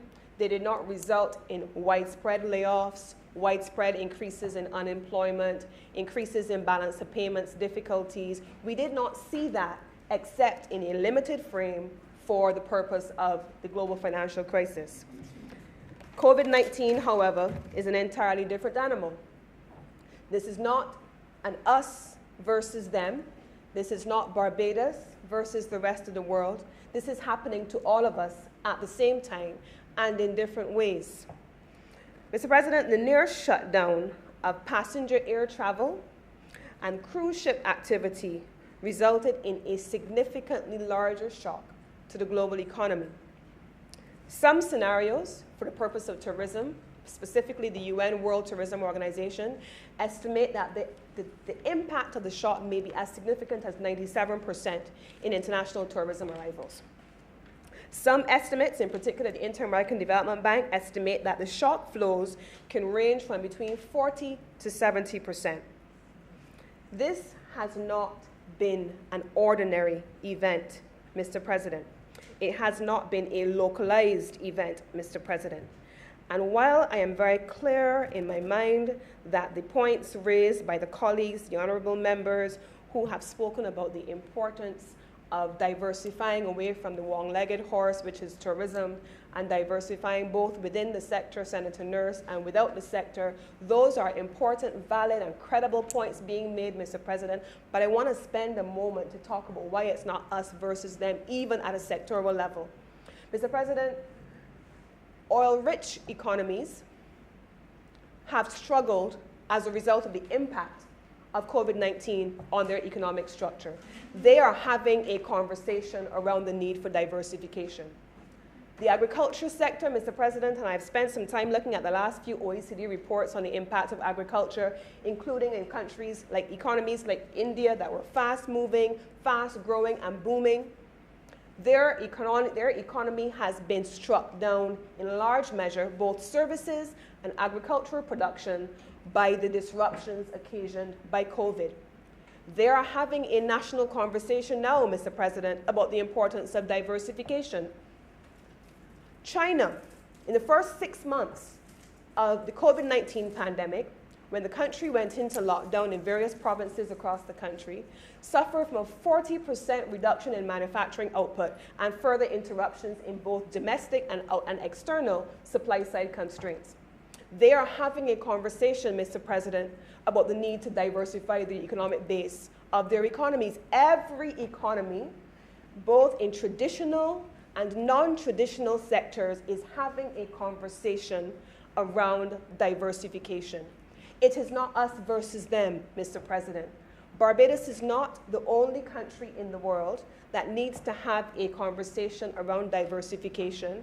And tourism is not the only sector in the world, Mr. President, that is facing a contraction that also requires us to have a conversation around diversification. Every single sector, every single industry, in every single economy, large, small, developed and developing, industrialized and underdeveloped, is having a conversation around the importance of diversification. And so I don't want us to fool ourselves into thinking that we are the only ones shouting from the mountaintops about diversification, or that there is some magic to diversification, because every economy is required to do it, and we are required to do it. And thankfully, in 2018, when this administration came to power, the question of diversification was one of the platforms on which our development trajectory was pinned. That is the reason why there is a Ministry of Innovation, Science and Technology. That is the reason why there is a ministry with responsibility for the blue economy. And when we say the blue economy, we could easily, Mr. President, have said that we are going to be talking about the marine environment and the protection of the fish and the coastal spaces. But by definition, Mr. President, the Prime Minister made the determination in collaboration with the Economic Advisory Team that the term blue and economy belonged together because there is a viable commercial and economic opportunity available to this nation in a diversified economy that allows for the maritime resources to be the basis of a new economic trajectory for our country. That is the basis of our diversification conversation as well, Mr. President, and it is not new. We've been talking about the education sector, and Senator Springer, in his contribution just now, he was speaking about the work that is being done in education. We have seen, Mr. President, despite the early conversations around how it happened, the attraction of Ross University to this country as part of an attraction of education tourism, Mr. President, and how that then translated into economic activity. That too, and the attraction of international tertiary level institutions to this country is part of our diversification conversation. Medicinal cannabis that we've spoken about. So I don't want to spend any further time on the question of diversification, but I think that by definition, Mr. President, the way in which the very government structures have been established since 2018 gives a very clear indication to all who have eyes and all who have ears to hear that there is an ongoing conversation in this country, as there is in the rest of the world, even before there was a COVID, about the need for diversification. But I'm not going to spend any more time there. I'm going to come back to the question of tourism, Mr. President. Now, the tourism industry is, if I were to put it in perhaps inflammatory terms, I would say globally tourism is in free fall. If I were to put it in aspirational terms, I would say that we have an opportunity to rebuild a sector that needed to be rebuilt from before. Because, Mr. President, in this incarnation, in this going down, it cannot be us versus them. It cannot be worker versus hotel owner. It cannot be labor versus capital. It cannot be visitor versus local. It cannot be arrivals, it cannot be domestic tourism versus international tourism. It cannot be international tourism versus regional tourism. It cannot be us versus them. We can call it all kinds of things. We can call it the visitor economy, as I know some of my colleagues in cabinet may call it. We can call it the tourism economy. We can call it any hospitality. We can call it any number of things. But ultimately, Mr. President, it speaks to a sense of national ownership of our assets, our heritage, our people, our being, and our very identity, and the willingness to share it with others. Whether they come from among us or from beyond us, it is a willingness to own who we are. That is effectively what this is about, Mr. President. And so on that basis, one of the very first priorities of this Ministry of Tourism is a greater emphasis on domestic tourism, getting Barbadians to feel that sense of ownership of who we are, Mr. President. Harson's Cave, Weltmore Hall Gully, our beaches.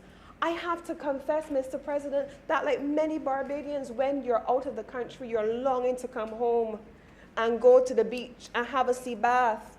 But a year could go by, Mr. President, and many of us may not set foot on the sand because we don't appreciate what we have, but it is ours, Mr. President. There's no us versus them. There are so many Barbadians, when we launched the Barbados to Come From program last year in September, who had never gone to Animal Flower Cave. I was stunned being in the bottom of Animal Flower Cave with hotel workers who had worked for 20, 15 years in the hotel industry and had never gone to Animal Flower Cave. They'd never gone to Harson's Cave, Mr. President. This is part of who we are. This is our patrimony. And so one of our first and most important priorities has to be about generating the domestic tourism economy, Mr. President. That has to be one of our key priorities. And this ministry is committed to ensuring that we're able to do just that. Mr. President, we, next week, are going to be hosting an important event with some of our partners. We're going to be talking. We just had an out-of-body experience. I was getting a little worried for that. We're going to be having a conversation that I'm going to spend a few moments talking about today, Mr. President, which is what will come for Barbados. But I want to spend a moment, Mr. President, to talk about what I call the various impacts of this pandemic on the sector. We have had the people impact. We've had the firm level impact of tourism enterprises. We have had the sector level impact. We've had the national economic and socio-economic impact. But I want to spend a moment, Mr. President, talking about the people impact. If I, again, were to spend some time sharing about the people who asked me when I'm coming here today to speak a little bit about them, it cannot be a little bit, it cannot be about us versus them, again, even in that. Mr. President, there were people, 35,000 of them in total, approximately, who feed their families from their incomes in the tourism sector. there are single mothers who are the sole breadwinners in their homes, who feed themselves because they work in a tourism-related industry, either in the accommodation sector or in the direct tourism services or in a downstream or upstream industry connected to tourism. Mr. President, over the last few months, I have spent more time talking to the people who have been affected by what has happened than I would have ever imagined. Mr. President, I met a man who told me he went home one day and he did not have a job the following morning when he got up. He and his wife, like all of us, had the ambition of owning their own home. They lived in a rental home. Mr. President, that man told me he had bought a piece of land with his wife. They found themselves dealing with the commercial banks and unable to pay the mortgage on their land. They opted at the end of the moratorium to sell that land and with it the dreams of owning their own home. They said to me that both he and his wife worked. He had a car, the wife had a car. They worked at different times. When the moratorium ran out from the bank, Mr. President, they had to sell both cars. Their landlord was asking for her rent because she had a mortgage to pay on a house that they lived in. They were at the place, and I suppose they know, as all of Barbados does by now, that I'm a dog person, I'm a dog lover. They said they were at the point where they had to put their dogs up for adoption because they had to make a decision on if they would feed themselves or they would feed their dogs. I watched grown men cry, urging that we consider them in whether we listen to the many shouting voices about closing the borders and shutting the country down and stopping travel because they had to earn to eat. They had to feed their families. I stood in the conference room one evening, Mr. President, and a grown woman who probably could be as old as my mother held onto me and wept like a child. She said she had not worked since March last year, and she had a 17-year-old son to send to school. And she said to me, Minister, sometimes it's so heavy, I just need someone to talk to. I need to be able to work because I have to look after my family. I stood up in the gymnasium, Mr. President, I believe Senator Grant was there. And I listened to a woman talk about how she had to close up her house and go and live with a relative because she could no longer afford it. These are the faces of the people who work in the sector that I represent. It cannot be us versus them. Without capital and business and owners and hotel owners, there would be no employment for these people to feed their families. Without visitors coming that are staying in hotel rooms that they are servicing, there would be no way for them to feed their families and support their children. There can be no us versus them in this country, Mr. President, because this is about life and death and survival for 35,000 workers in this country. And it is for that reason that while for some of us it may seem like a numbers game, that we can say this is allocated and that is allocated, the BEST program, designed for $300 million, of which approximately 50% of that is allocated purely to worker retention. It is to keep food on those people's tables. It is to keep those people's children fed. It is to keep their lights on and roofs over their head. It is not just numbers, because it's not us versus them, Mr. President. For those of us who have dealt with all of this for the last couple of months, last year and a half, there's a real people impact of this. And sometimes it's easy to get lost in the theory and the academy of what it could look like on paper if you're detached from the reality of the people impact, Mr. President. If you're not hearing the voices of the people. Mr. President, we took, as a government, fire from so many people at the decision to refund hotel rooms for visitors. But people never saw because it can be us versus them. People never saw or heard at 7 o'clock in the morning, Mr. President, that woman who was supposed to take an Air Canada flight and didn't get on her plane because her results didn't come back in time, but she was a breast cancer patient and she needed to get home for the Tuesday, Mr. President, and she missed her flight and missed her surgery. I heard that woman wailing on the floor on the airport in my ears, Mr. President, one morning, early on a Sunday morning, with my team at the airport, holding this woman, trying to console her. People never saw that.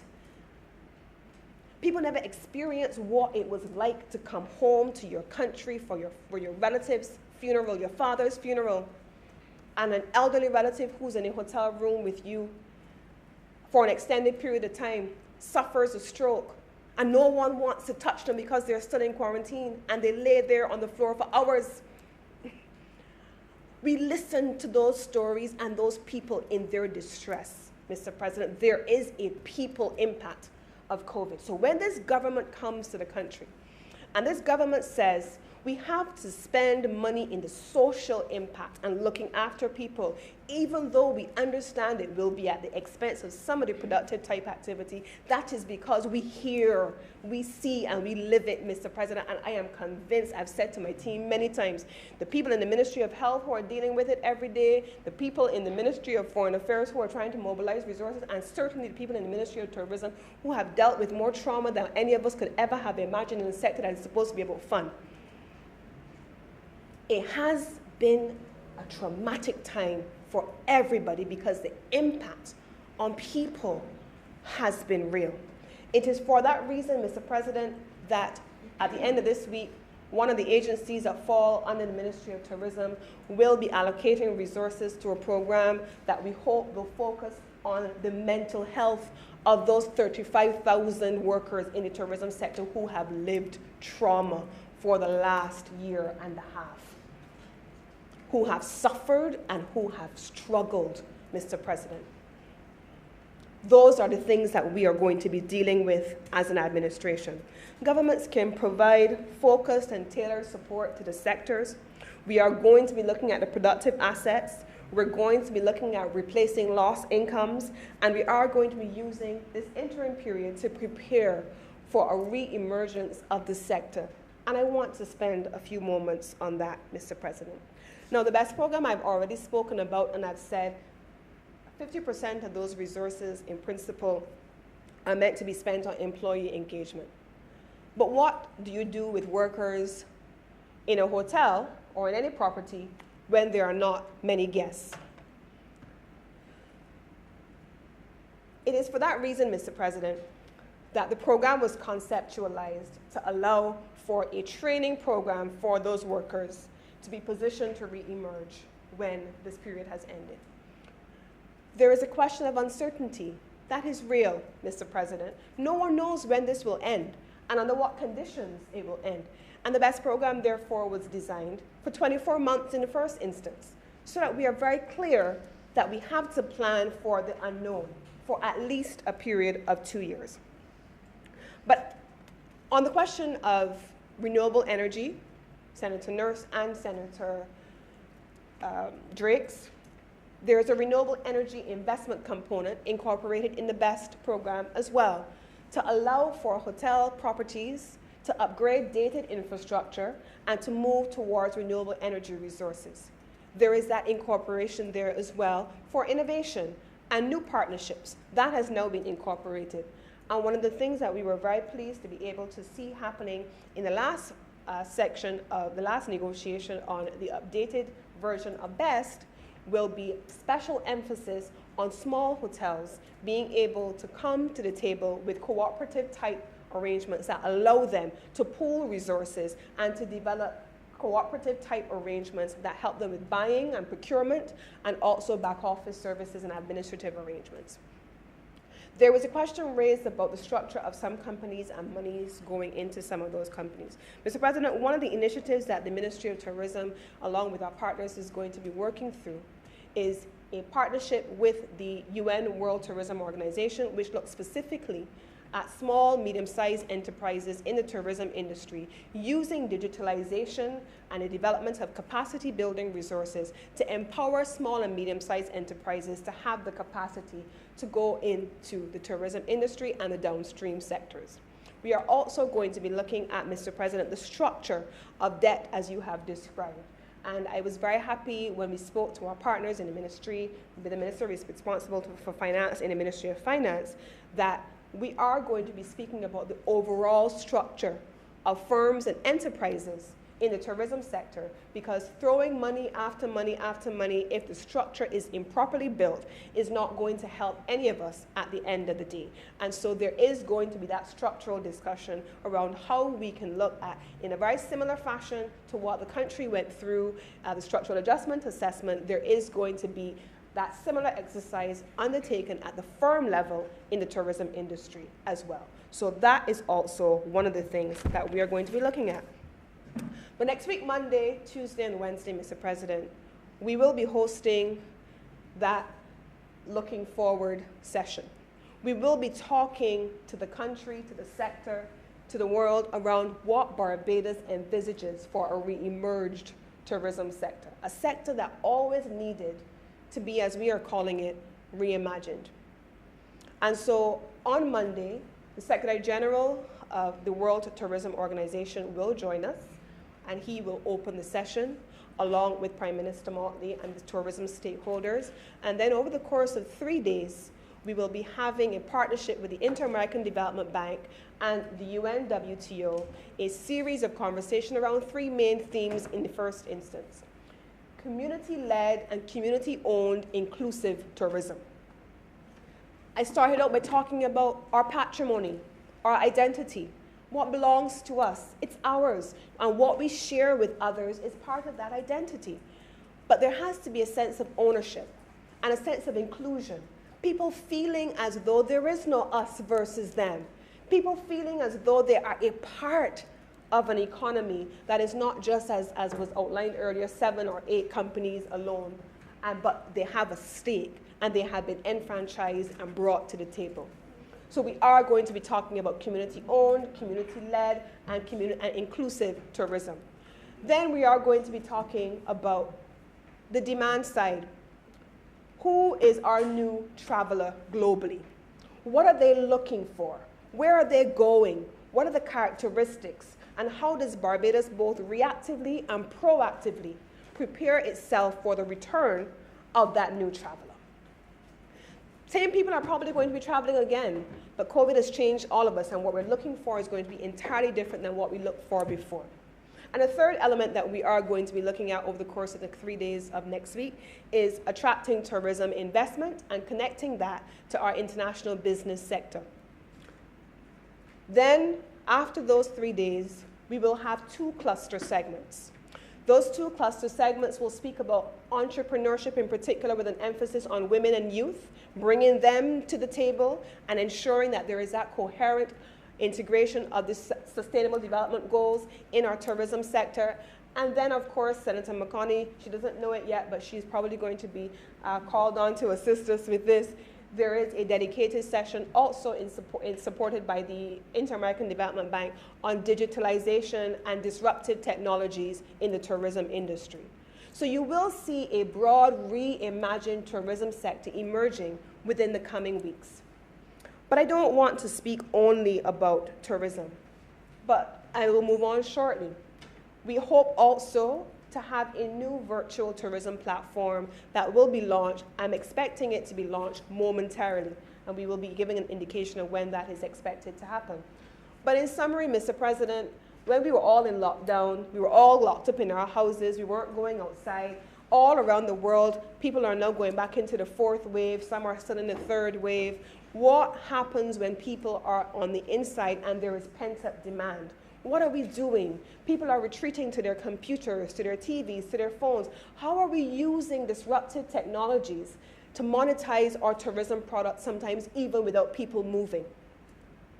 How are we using the images, for example? One of the things that we found in terms of the supply side issues that presented themselves during COVID was that you could not find treadmills Everybody was setting up a home gym because they were concerned about weight gain.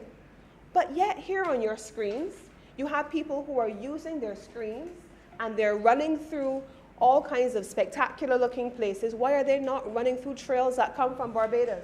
How have we not monetized three-dimensional images that create new platforms for monetization of goods and services coming from our country? You will be seeing the launch of a virtual marketplace for our tourism industry. And I call it a marketplace, Mr. President, because as it is designed with our service providers with whom we've spent many, many hours, we've looked at our iconic attractions, we've looked at who we are as a people telling the story of Barbadiana, but we've also integrated it into our productive sectors. And so that's the other element of it. How do we sell goods and other services? So if I'm if I'm having an experience virtually, I should be able to see a pop-up for Banks Beer, for example, and I should be able to purchase my manufactured goods. I should be able to see, and we're going to be having these dedicated masterclass sessions as well, using our chefs and our creatives, so people are able to experience Barbados, authentic Barbados. What are you eating? What are you smelling? What are you feeling? And then integrating that into a marketplace forum where people are able to purchase the items that they are seeing on the screen for a recipe. You're looking for that also with rum, and then we'll have our mixologists and so on. So when in some instances we are going to be seeing people returning to the country with normal traffic, they have an opportunity built onto the platform to redeem what they paid for on the virtual platform with an actual visit to a given location. That is one of the things that we're most excited about. Today, Mr. President, there were two announcements that took place while we were here. One, the opening up of new airlift that we expect to commence in October. For the first time, Aer Lingus is going to be flying to Barbados from Ireland. We've been talking about diversifying source markets. And so we have our traditional partners coming out of the UK, out of Gatwick and Heathrow. They will continue to fly as soon as they have been given the clearance to do so. But we also have, even in the midst of a pandemic, clear and expressed demand and commitment to demand to fly from new markets. So we have made that announcement during the course of today while we were here. Equally so, Mr. President, today there was also an announcement from Virgin Atlantic and IATA in partnership with Barbados. What are we doing, Mr. President? Because there has to be movement. There has to be a visioning. And so we are piloting along with Singapore. This little island is piloting along with IATA and Virgin Atlantic digital passports, the travel pass into Barbados, where we're able to move people seamlessly into the country with nothing more than a digital process of everything being uploaded into the various platforms. So all of the notion of the advanced passenger information, all of that which is already there will now be integrated into the travel pass, and Barbados is going to be piloting that with IATA and with Virgin Airlines beginning in April. That announcement also was made today. Now, Mr. President, this brings me to the connection between tourism and the international transport sector. International transport, oftentimes I remind people when they introduce me or they introduce the ministry, I have to remind people it is not a bastard stepchild. International transport is as integral to the tourism sector as it is integral to a standalone sector which has the potential to create transformation in the Barbados economy and to give us the diversification within the sector and outside of the sector that we have all been talking about. Now, globally, international transport, in particular aviation, represents $2.7 trillion globally and supports about 67 million jobs globally. Here in the region, it supports about 7.2 million jobs and is worth $156 billion in economic activity. In the Caribbean, Barbados has an opportunity using its most southern location to be a southern aviation hub for the country. It makes no sense. Senator Walcott and his team have been working diligently, and it was spoken about earlier today, about new relationships with Kenya and with the UAE and with Brazil and new markets. And there are any number of air services agreements that are already there and are being negotiated. But what does that translate into as a latent opportunity for international transport? So when you bring all these planes into the country, what do you do with them? Are they all large commercial jets, or some of them going to be private charters? Are we providing flight aircraft services? Are we diversifying into cargo shipments? Because a third of global trade moves by air cargo, and it was uninterrupted by COVID-19 because it kept moving. Supplies and goods had to keep moving, in particular valuables and perishables. So here is an opportunity as well that has to be developed, and we are developing, and I'm proud to say that 2-3 weeks ago, I believe it is, the Ministry of Tourism and International Transport presented to the Cabinet, and it was approved, the development of a new aviation strategy for Barbados. And you will be having the launch of the aviation strategy work with the team being developed within the coming weeks. Now, I want to spend a few moments on that, because when we talk about the Ministry of Tourism and International Transport, we talk a lot of times about some agencies that are more visible than others. And I want to spend a moment today to talk about what really constitutes the Ministry of Tourism and International Transport. Everyone knows the BTMI, Barbados Tourism Marketing, Inc. Everybody knows the Barbados Conference Services Limited.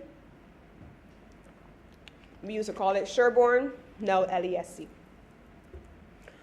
But we have created an aviation cluster of the companies that fall under the Ministry of Tourism that are responsible for any work in aviation and international transport.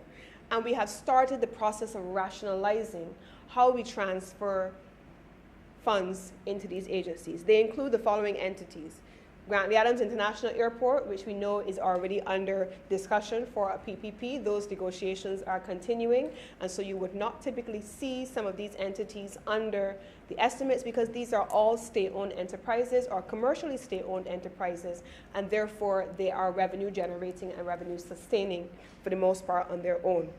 We have also the Barbados Civil Aviation Department. Barbados Civil Aviation Department, Barbados has made the determination as well over the last few months at the level of Cabinet to transition the Barbados Civil Aviation Authority, Barbados Civil Aviation Department, into a Civil Aviation Authority. That takes us towards achieving Category 1 status, and also then being in a position to actually implement the Barbados Aviation Strategy. We have the Air Transport Licensing Authority. We have Caribbean International Airways Limited, Caribbean Aircraft Handling Limited, which together form a consortium of companies, including a 50% partnership with Dublin International Airport, and they have been incorporated into the aviation cluster. And finally, we have the newest company, Barbados Aircraft and Aviation Service Company, that is responsible in this particular context for investment in the Caribbean region and Caribbean partnerships. These 6 companies now form the aviation cluster under the ministry responsible for international transport. And they have all been rationalized. We're very appreciative for the work being done by White Oak Advisory Services in rationalizing how these companies are meant to function, how we can streamline the questions of efficiency, cost efficiency, how we can coordinate back office services, and how we are able to generate revenue through latent demand that we have not explored. Now, what are some of the things that we have been looking at? Specialty operations, manufacture and aftermarket, training and education, financial services, business and private aviation, maintenance, overhaul, and retrofitting. And I want to pause for a moment on education.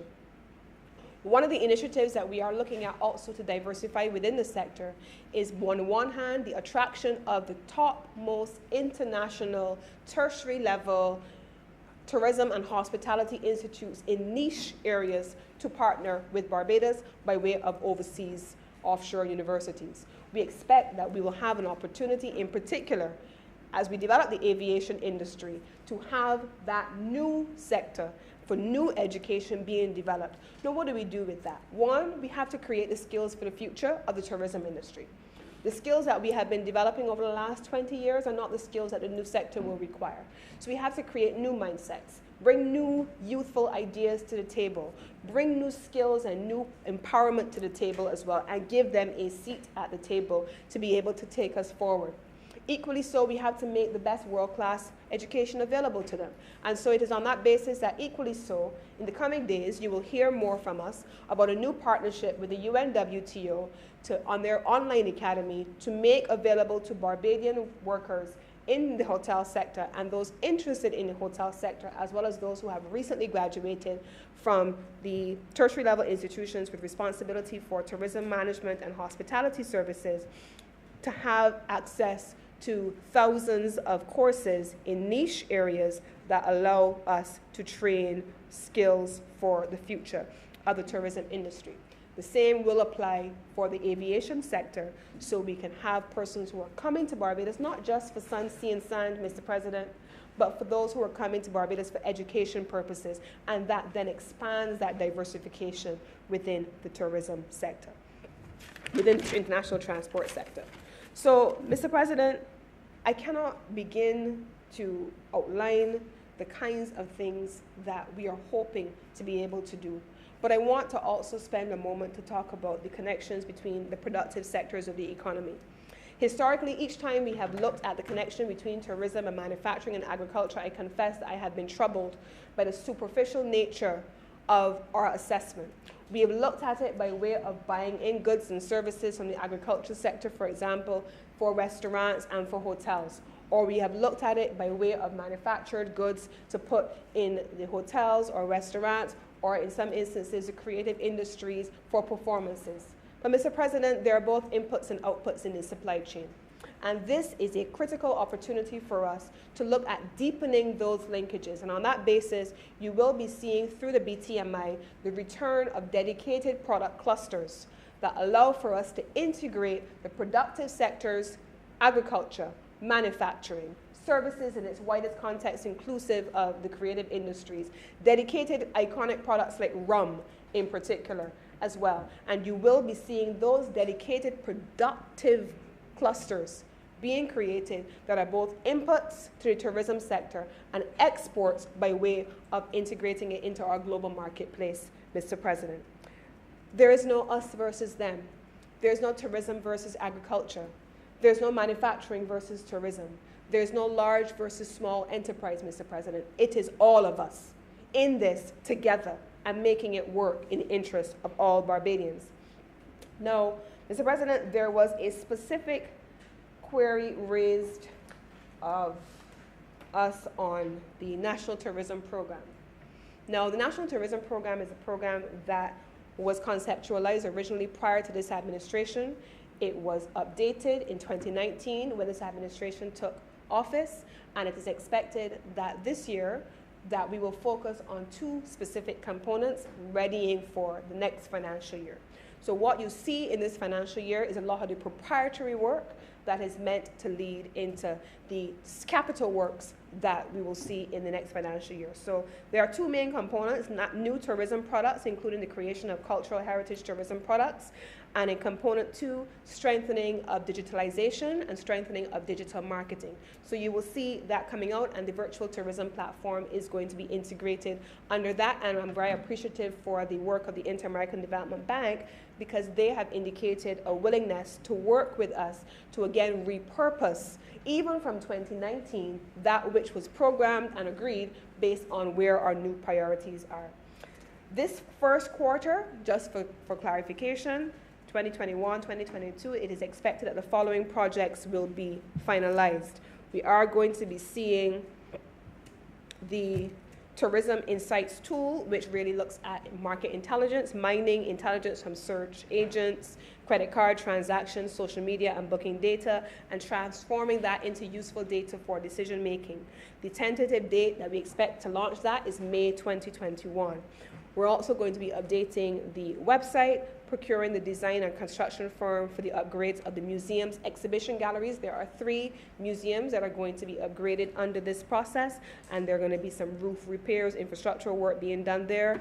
Then in quarters 2 to 4 of the same financial year, we're expecting to complete the procurement for an economic feasibility assessment for a suite, what we call Suite 2 of cultural heritage products.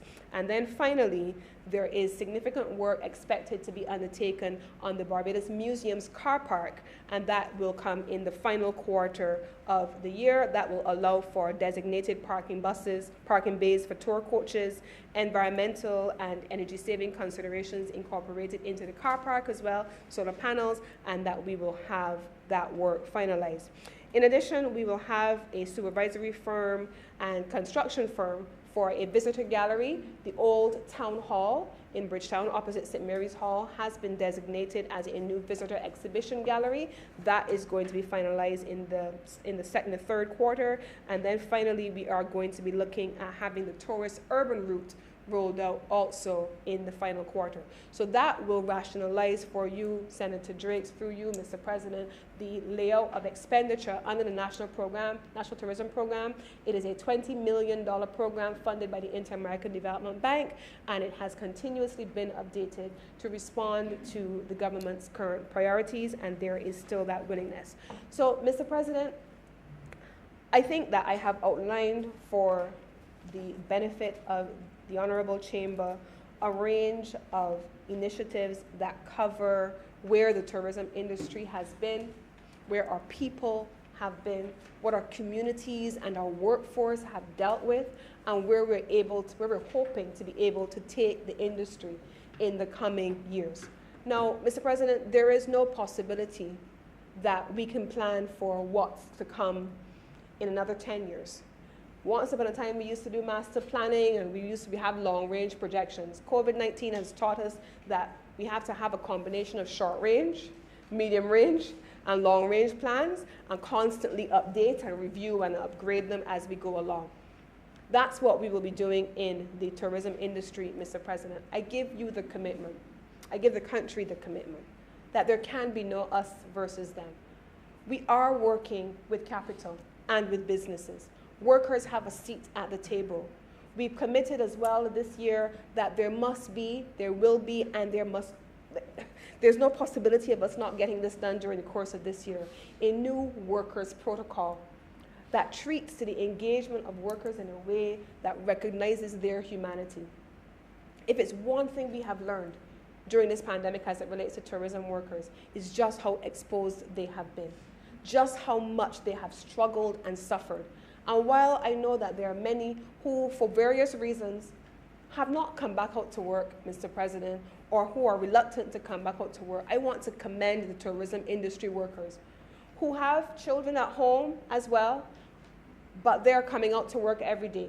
They have families at home, but they're at work every day. In the midst of the pandemic, before vaccinations, after vaccinations, tourism workers have stood up every single day and said, here am I. I am showing up for duty because this is what I do. This is what I am committed to doing, and I am serving my nation and my people. And in the process, I'm looking after my family. Those are the tourism workers who have stood up from March of last year, Mr. President, that I met when I joined the ministry in July of last year, and are still working to this day and have not opted to stay home. In fact, they have opted to come out at all times, despite the challenges that they themselves are facing. And I want to take a moment to commend them, Mr. President, for showing up every single day, even under difficult circumstances. I want to take a minute, Mr. President, to commend them, because I don't know many other persons besides our public health officials who have worked in isolation or quarantine hotels, Mr. President. But whether it was the Savannah Hotel, it was the Hilton Hotel, it was Blue Horizon Hotel, any of those hotels, Sambay Hotel in particular, all of those that served as isolation hotels in the last few months, those workers came up. They were not trained for that, Mr. President, but they were prepared by the benefit of the Ministry of Health. They were given adequate PPE. They were shown what was required of them, and we kept them safe, Mr. President. And they showed up in those isolation hotels every single day for work without complaint. If there was a challenge, they raised it. If there was a problem, they raised it. But they showed up for work, Mr. President, in quarantine hotels, quarantine villas, You had people who you did not know. And you had people who were confirmed as positive. But our tourism workers showed up, Mr. President. They had children at home too. They had families at home too, Mr. President, but they did what all the rest of us did. They showed up for work every day. And I want to take a moment and ask this honorable House to commend the tourism workers of this country who stood up in difficult circumstances. Whether they went to work at the Grant Adams International Airport or they were in any of the facilities, they showed up. And I want to recognize their commitment, their professionalism, and their sacrifice, Mr. President. I give the commitment that we will continue to look out for workers. We will continue to protect income. We will continue to protect capital, continue to support businesses. But most importantly, we will continue to bring everyone to the table in pursuit of a new tourism industry, a reimagined tourism industry, which includes every element of our society. Because, Mr. President, we don't, as an administration, believe that it can be us versus them. It has to be for all of you. And with these few words, Mr. President, I lend my support to this appropriations bill. Thank you very much, Senator Cummings. Senator Walcott. Mr. President, I want to beg that the sitting be suspended until 10 a.m. tomorrow morning. 10.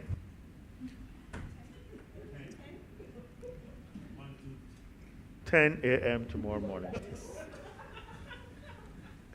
The question is that this sitting be suspended until 10 a.m. tomorrow, Thursday, March 25th. Those honorable senators in favor, please say aye. Aye. Those against, please say no. Methinks the ayes have it.